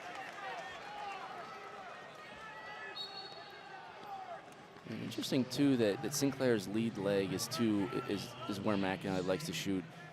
McAnally's keying in on Sinclair's left leg, and he's not keeping it back, and it's just he's comfortable in his stance, and that's where he's also comfortable defensively. Nice, Sinclair, great re-attack into the takedown with 45 seconds left. Can he commit to a little bit of a ride? And you were talking about McAnally keying in on that left leg of Sinclair, but it was actually the other leg. He shot you there. Sinclair felt it. Beautiful re-attack. Well, he popped right in that single, and his head popped up for an easy takedown. He didn't try to finish a single leg on the mat. He got a single, popped his head up, kind of almost like a duck under motion, and got that takedown. Now, extremely important for Sinclair. These are championship reps. Go get this 30-second ride out. Make your life easier in the third period by committing to the hard ride here. If you're McAnally, get your escape, you're right back in the match, but this escape is crucial in this match. Sinclair trying to ride, but McAnally cuts and turns, earns his escape with 30 seconds to go in the second. And now we'll see if this kind of heats McAnally up. You took an attack, Sinclair keyed in on it, he got that re-attack. Don't let that discourage you from continuing to attack, because you got to go get another takedown at some point. We imagine in this third period he's going to go down, get his escape, and come down to this third period. But again, also conversely for McAnally, it's like you're comfortable here because you've been here against Sinclair multiple times. Yeah, this isn't a foreign feeling for him. Right. In almost every match, he's felt that over the summer. And it's a little different with freestyle. You don't have the push out to help you, but you're going to start to see him really start to pick up his motion. Fakes, get Sinclair to reach, take your pressure, reach, and then watch for him to pop on the elbow. He'll take his right hand, he'll post on the elbow, and then he'll go to that righty single and swing into his finish. So I imagine we're going to see a lot more pace from McAnally here as soon as he gets that escape, committing right to this action. Maybe it's a fake to the left side where he just shot and then coming back to his number one, but he's got to open up Sinclair. Sinclair's done just a really good job of keeping distance, using his hands to keep distance, keep him at bay, never letting him get into his motion with his fakes and posts. Good follow there by Sinclair.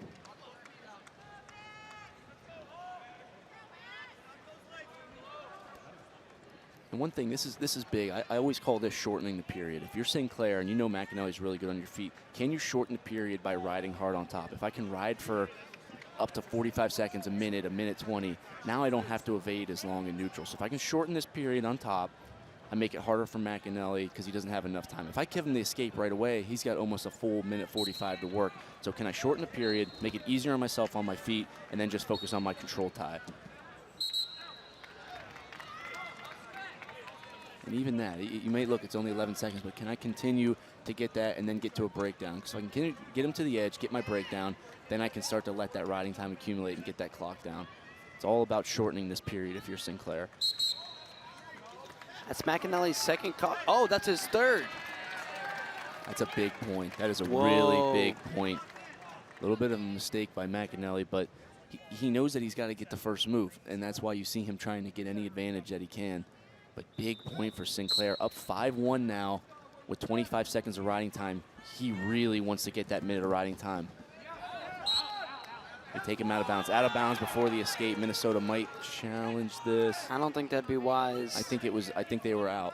I You think see so that? too. He's nickel and diming it. He's taking 5 seconds here, 5 seconds not here, and now he's got 31 seconds of riding time. If he can get that over a minute, that's huge. The way this is going, that's going to take about 4 more restarts. Sinclair just persistent on top.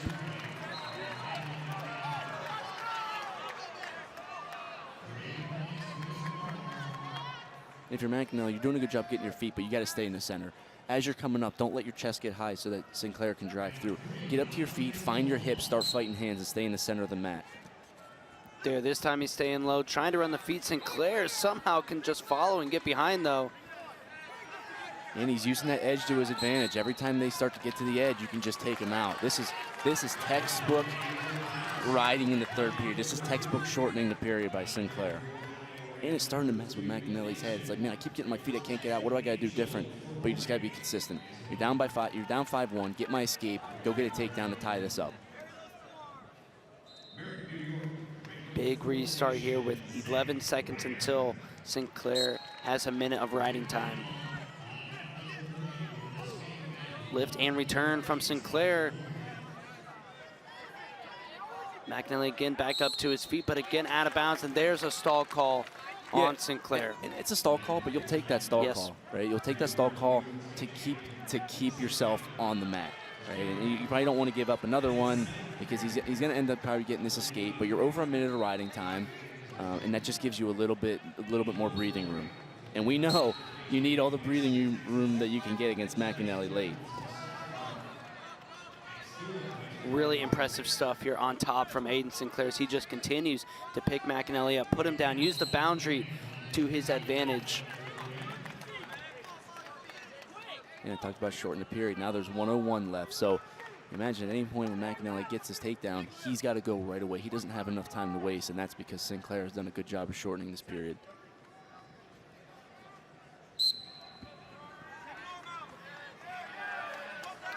You see him kind of switching up, chopping on that left side. He was lining up on the right side the whole time. Big mat return, stay in, stay in. Don't let him go out. Kick that foot out. This is huge for Sinclair.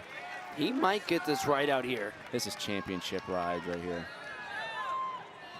Look at him keeping that toe in. Oh, and that will get him called for stalling. I don't think Sinclair likes it. I think he thought, hey, you got to give me like 5 seconds there. I'm keeping my toe. I'll take it out. Well, and here's when the I know it's situation. coming. He kept going back to the same thing. So, and that's the ref seeing. He's like, I know what you're doing, and I'm going to have to hit you. But he's up 5-2. He's got 1:37 riding time. If he cuts him and McAnally gets his escape, he'll be up 5-3. He might just commit to trying to get this ride because really you could give up 2 more stall calls and still win. You could give 3 more stall calls and still win this match because you got riding time. 2 rolling around now on the mat. This may be McAnally's best opportunity right here. There's the escape. Escape with 14 seconds to go. The score is 6-3 with riding time. McAnally gets a takedown and a ride-out. We head to overtime. No takedown, obviously Sinclair wins. A takedown and an escape, Sinclair wins. Look for McAnally to fake hard, go post to the single. That's his best shot. Sinclair can give up 1 stall, not 2.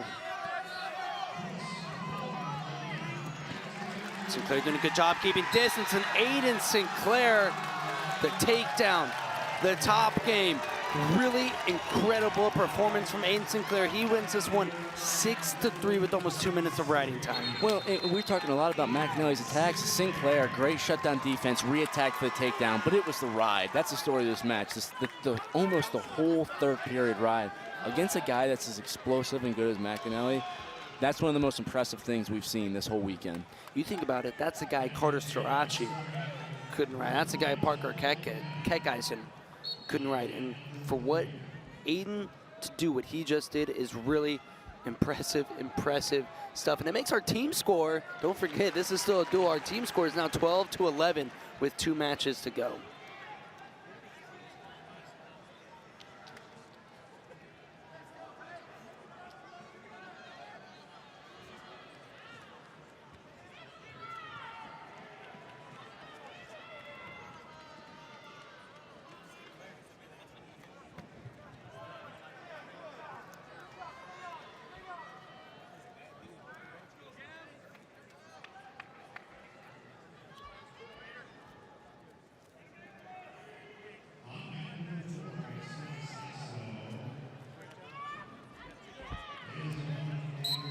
Okay, here we go, 197 pounds. Evan Bates for Missouri taking on Gavin Nelson for Minnesota.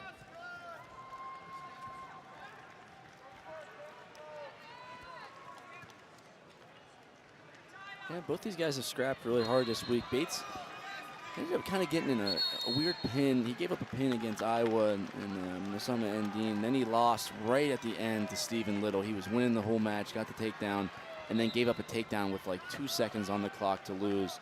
He did follow that up last night with a win over Hayden Walters in the Michigan duel and looked good there. And Nelson on the other side lost a tight match to Sonny Sasso and Seth Shoemate from Ohio State. Got a win over Runyon in overtime to kind of seal the duel for Minnesota last night. So both guys coming off wins in the last duel last evening.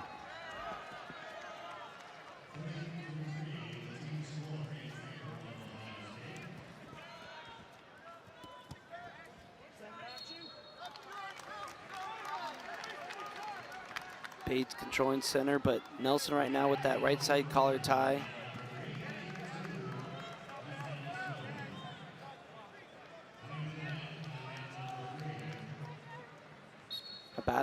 here between a highly touted recruit, a young guy in Gavin Nelson, a redshirt sophomore, versus Evan Bates, a redshirt senior for the Missouri Tigers, who didn't have, you know, as much hype coming out of high school, but has proven to be a tough kid. Now number 14 in the country, a two-time national qualifier.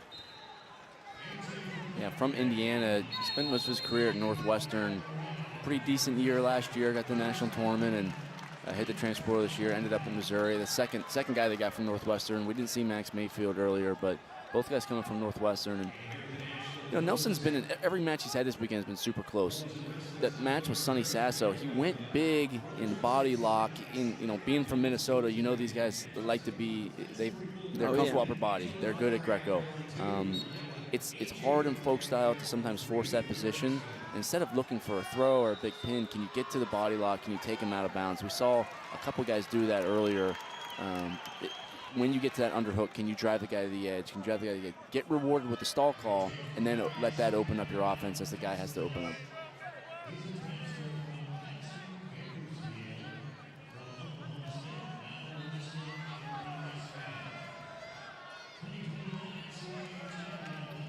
.20 seconds remain here in the first.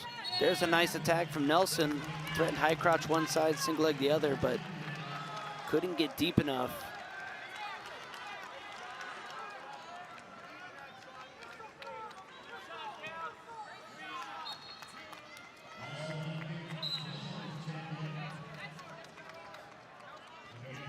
Zero to zero, the score headed into the second. Nelson has choice first. He'll defer to Bates, who's going to go underneath.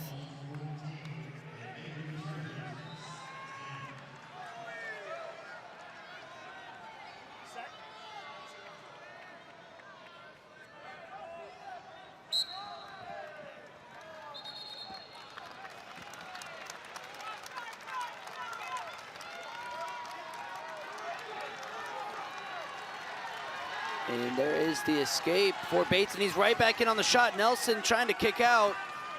Now going rubber knee, trying to come around behind. I like the referee letting this position play out. Bates looking to score, and there's the three. Yeah, it was a quick shot from space and base. Nelson kind of kicked out of it. Ended up getting back in the leg. You saw Nelson kind of put himself in that rubber knee position. But Bates just stayed consistent. He straightened the leg out and got the takedown. Like you said, good that the referee didn't stop it. And we've seen a lot earlier this week. It is very early in the season.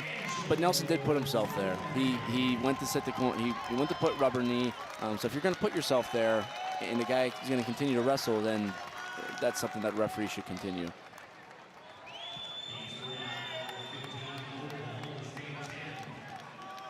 Bates continuing to ride as the two go out of bounds. We'll restart. 59 seconds left in the second.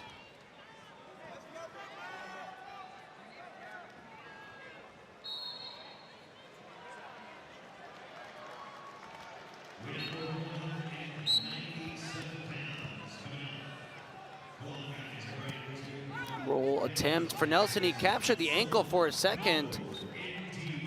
Had Bates in a little bit of danger. Bates comes through. Nelson wants locked hands, but Minnesota's not going to throw the brick. Yeah, I didn't see locked hands. He went kind of deep, tight waist, but his hands never connected. So and we might maybe end up we throwing will it. get a brick. Ekman is thinking about it, and he will toss it. That's having trust in your athlete. Nelson wants the brick, and you know, you should get into. This could be the deciding the duel. You know, Right. It's such a close match. Any locking hands call here could be huge. You get a point, get your skate back into the match. So we'll see off this Granby rule. It can't tell from this angle, from that camera angle. The hands were definitely close. Can't tell if they're touching It looks or like not. he brings both hands over the hips, but I don't think his hands actually clasp. Here we go. We might be able to see it here. Hard to tell. I don't see his hands connect there. I see him come up over the hips, but I don't see his hands lock. Definitely not conclusive evidence from those two angles.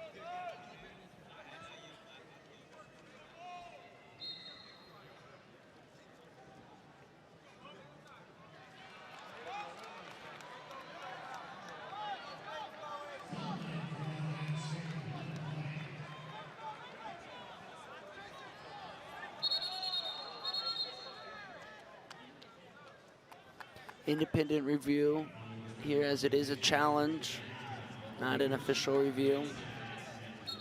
If Minnesota loses this challenge, they will not get the brick back. Missouri's still with their brick.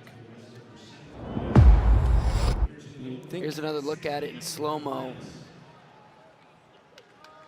So we're looking to see if that left hand comes through and touches the right hand right here. Great action here by our production team. I don't think they do. I don't think they do either. I think it's a good no lock hands call. Should remain 4-0. Bates will stay on top with 50 seconds left.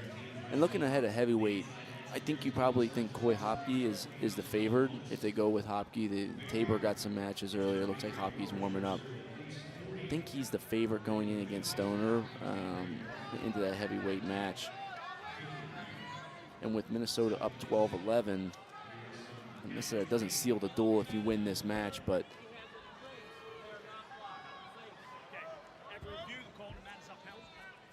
call is confirmed. No locking hands.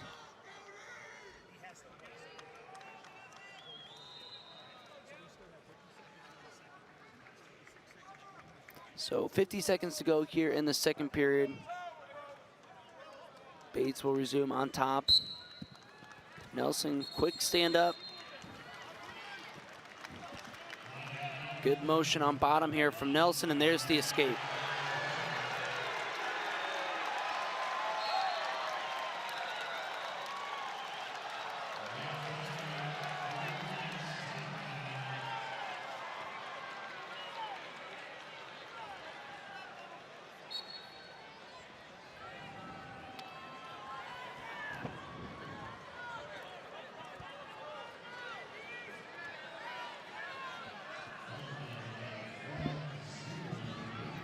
Time winding down here in the second.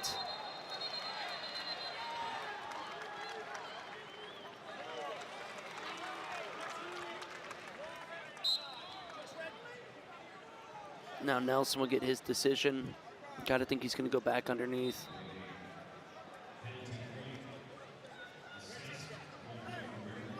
Yes, he will. Nelson was able to get a quick escape on their last restart. He needs another quick escape here with 44 seconds of riding time in favor of Bates. And he's gonna get it. Yeah, good job. He kind of went like head Gazzoni a little bit, reached back for the head, got hips separated, and Bates tried to get an underhook and go cement job, but he got out of there in time. So, yeah, Nelson's right in this match. Takedown will put you up 5-4 with a minute 40 left. Haven't seen a ton of committed attacks. And I want to see him start now. I don't want to see him start with 20 seconds. I want to see those fakes. I want to see action. Get yourself in the position where you can score a takedown. Don't wait until the end of the period to go.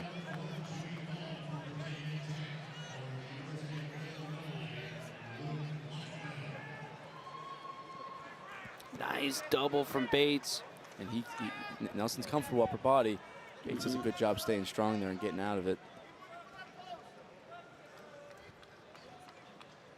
The longer he waits, the better this is for Bates. I talked about shortening the period in that match before. And now, big double. He's in on the singles. Got to pull it in. If you're Bates, you'll take a stall call here. And he does. And that was smart by Bates. We talked about it all the time. It's the right move, taking that stall instead of giving up, instead of giving Nelson that opportunity to score. That was his first time in. See if Nelson goes back to that double. But he's got to pick it up. He's got a taste for the legs. Now pick up your pace right now. Look for your snaps. Look for your fakes. Get him out of position. For Bates, you got to get to a control tie, whether it's a 2-on-1, a collar tie, an underhook, something that can slow him down, stay in the center of the mat, let that clock tick down.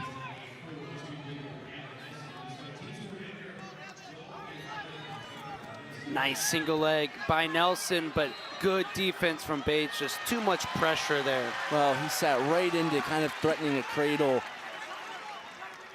Almost had the cradle. Nelson had to bail out. Now the Missouri coaches are telling him to try to go get bonus points. He's up by 4. If he gets a takedown soon, he's got to get it with 6 seconds left at least.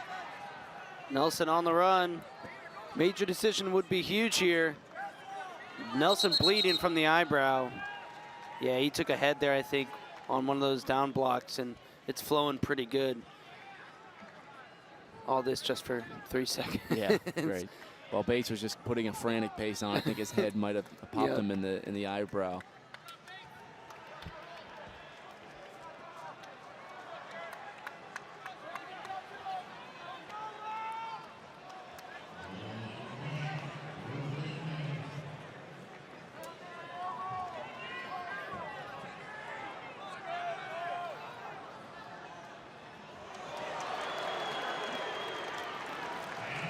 So if you're Bates here with 3 seconds, you can't get the, even if you can't get the major because you can't get riding time. Yeah. So Missouri was hoping to cut him, get a really quick takedown, get the takedown and the riding time, but not still going gonna to try. But that'll do it. No major decision, but a good match from Evan Bates. He gets the win, and it all is going to come down to heavyweight. 14-12.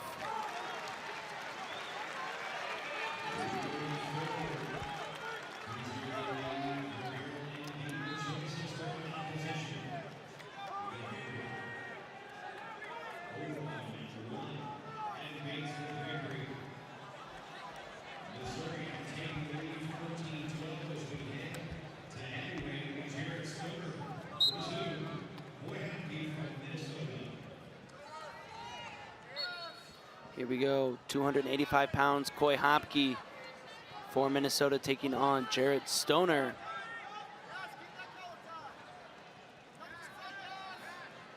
For the Missouri Tigers.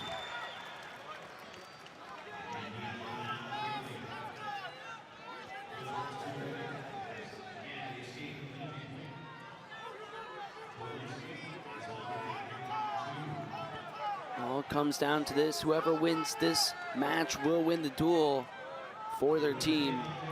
And Hopke trying to carry the torch of a really solid list of heavyweights for Minnesota, dating back for as long as I can remember. The likes of Gable Stevenson, Anthony Nelson. A lot of people see Brock Lesnar. I mean, just a ton of heavyweight success there. And, you know, he's a good recruit. He's had a good season. And, you know, one thing that he does is he's kind of more of that traditional heavyweight. Big, strong, hand fights hard, holds position. And once you start adding in some of that offense, I think he's going to be a really good talent for Minnesota.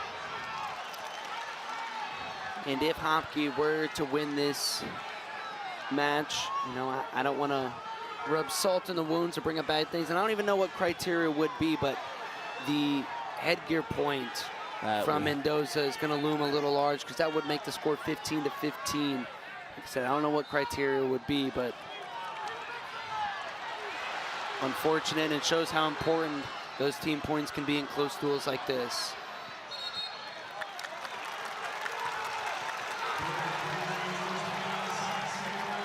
Andrew Stoner, you know, he might not be the favorite going into this, but at a tournament like this where it's a long weekend, man, anything can happen, you know. So you want to take out there, you're going to put on for your team, and you know, you want to win this duel. There's a lot of pride on the line. Just take that mat.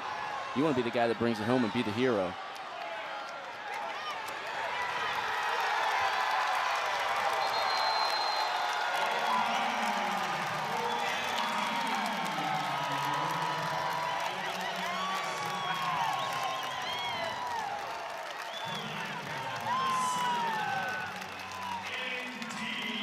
Two and a half minutes into this bout. A lot of feeling out, not much action.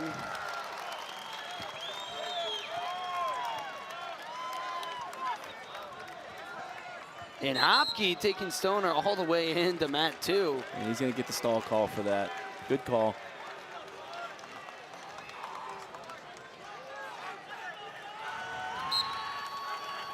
You think about a heavyweight match like that, like this, getting that stall call early can be very important, right? Hopke, especially a guy who likes to dig underhooks, go upper body, take you out of bounds. We always talk about having a path to victory, and when you get a stall call, it opens up a lot of paths. You don't necessarily have to get a takedown anymore because you can get a stall call again in neutral, or you know, if it goes to the ride outs and you've got to get out, it puts pressure on that other guy because he does have a stall and it gives you more flexibility. So it's all about path to victory.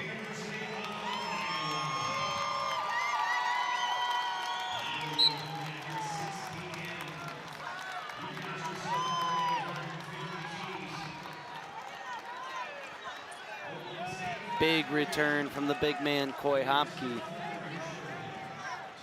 He's going to look to put punishing right. Like I said, he's big, he's strong. Use your weight advantage, break Stoner down, build that riding time up. Roll attempt for Stoner as he gets to his feet. Hopke drops down to an ankle. That should be a count. Now the official counting. Stoner trying to sit the corner and scoot. There's the stall. And you see on Hopke, riding time is stopped. And you see him holding that stall call. When he indicates that he's holding the wrist, that's when the riding time will stop. So he's going to give Stoner the opportunity to wrestle through the position because he earned the stall call, but the riding time doesn't keep going.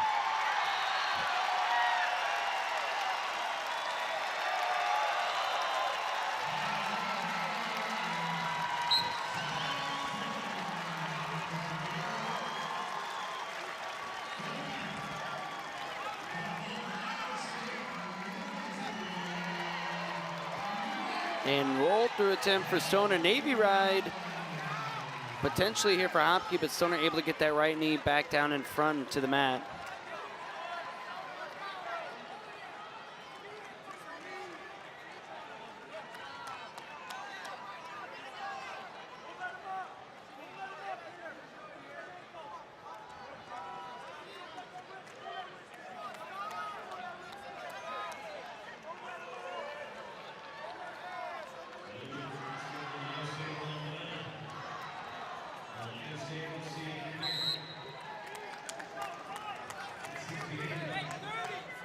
An important restart for Stoner here. Get to your feet, find your hips, stay in the center of the mat. Got to get an escape here if you're Stoner.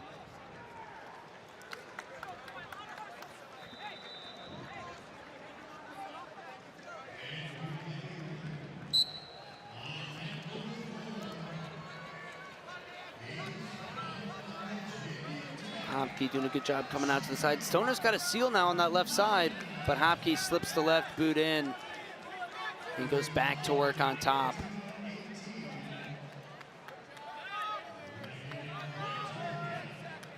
Hopke gonna get this entire period right out. Take 2 minutes of riding time and a stall warning on Stoner into the third period.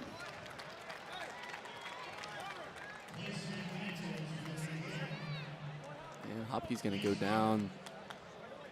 Remember, Stoner does have a stall warning on him.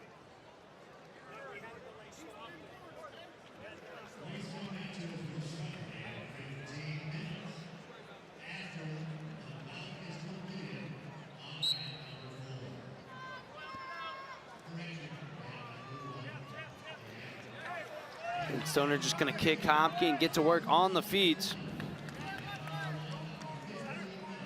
He's going to need a takedown and a ride out because Hopke's got a mountain of riding. He's got 150. So if he just get the takedown and go up 3-1, and Hopke, if he would get an escape, he would probably have riding time to keep it tied. So if you're Stoner, got to look for a takedown and a ride out.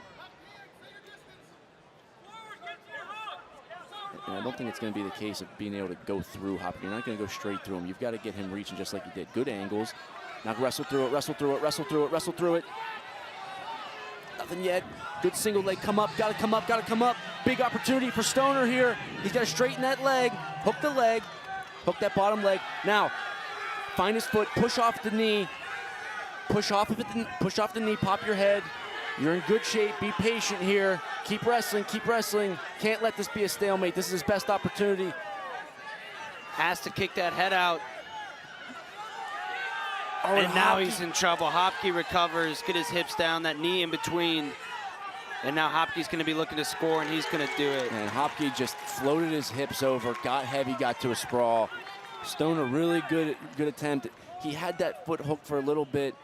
Hopke really athletic for that heavyweight weight class. If he could have found that knee and popped his head, he would have got the takedown, but Hopke got his hips back over, floated, and that's just a lot of weight. Great job by Hopke bringing the win down home from Minnesota and them advancing.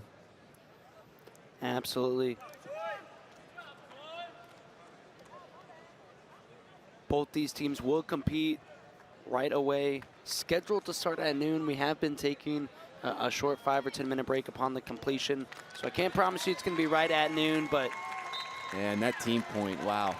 It looms. I would have loved to see what the criteria was, but that's brutal. It is brutal. So Minnesota gonna go for 5th. I actually did not see who the winner was between Virginia Tech and Illinois, but they'll take the winner, Illinois. So Missouri gonna fall to the 7th place bout where they'll take on Virginia Tech. Again, those going down here right away. Finals tonight on ESPN2 at 6 p.m. local Central Time. Trent Hiley, JD Raider, thank you so much for watching. This was an amazing duel. Thank you so much for tuning in all this week, and we'll see you guys right away.